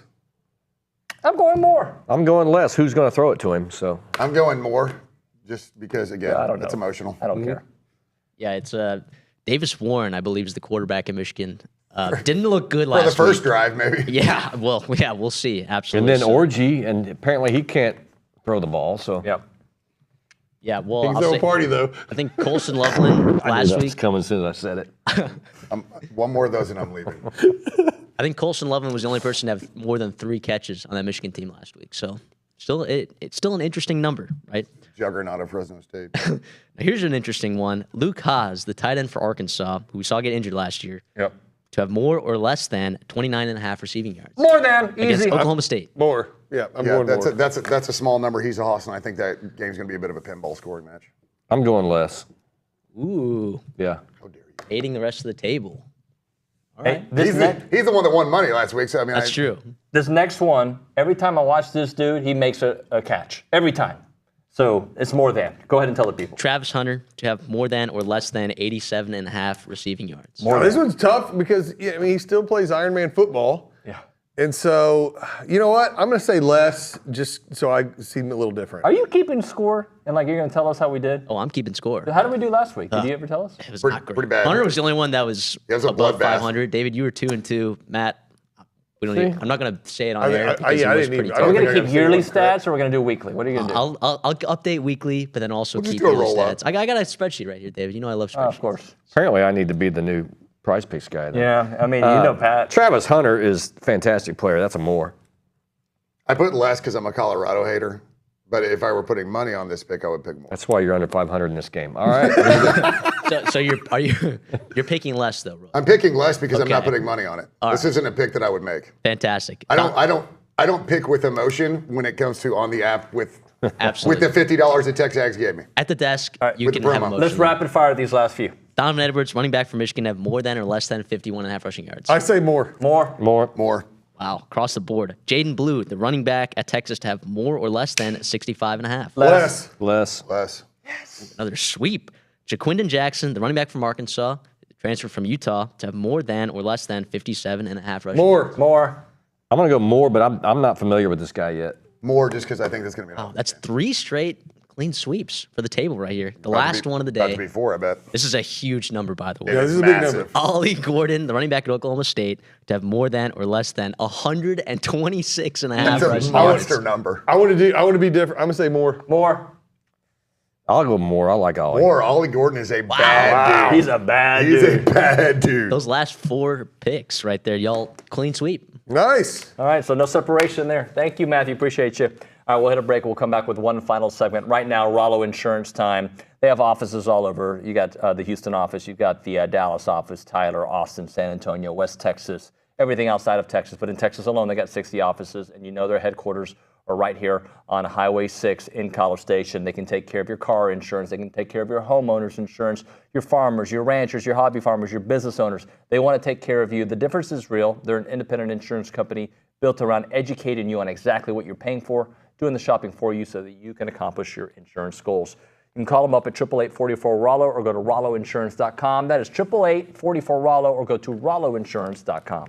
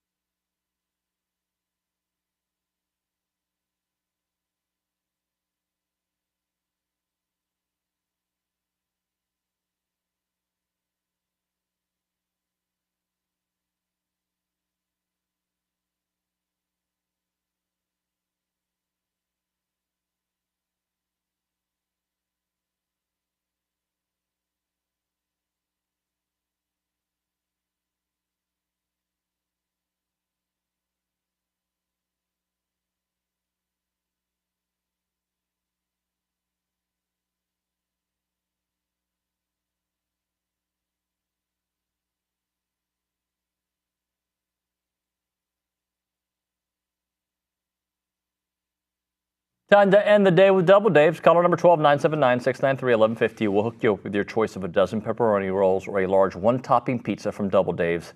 They've been serving Aggie Land since 1984. They have your favorite pizza. They have your favorite world-famous pepperoni rolls, reliable in-house delivery, bringing piping hot goodness straight to your door. Just click on doubledaves.com and your favorites are on their way. What do we like about the Elko era so far? I'm not talking about practice. I'm talking about practice? I'm talking about the game. Was there anything, guys, that you like, you know what? I kind of like the way he handled this or that. So, Hunter, you start us off. Offensively, I liked the offense was smooth. Play calls were in, a lot of motion. We did see offensive linemen pulling, and it just didn't work out against that defense. I'm trying to think what else. Special teams was good. So I'm down with that. Yeah. My oh my, what happens when you have a coordinator? And before I steal Roy's, I want to Roy said it, so I'm going to let him elaborate on this more, but the accountability after the game. So. Yeah, no, I think that's easily number one. In game, he looks, everything on the sideline looks right. Everything looks right. Like, again, I know there's plenty of stuff to piss and moan about. I get it, man. We lost, but we lost to a top 10 team. We were in it until, right at the very end. And that's upsetting. But that accountability for me, number one, not just him, but the players getting up there as well. That's what I want to see. No excuses. He just straight up said, look, we play like, basically what he got up there and, it took 15 minutes to do it. But what he said was, we played like crap and we've got to fix it. And I'm fully aware of that.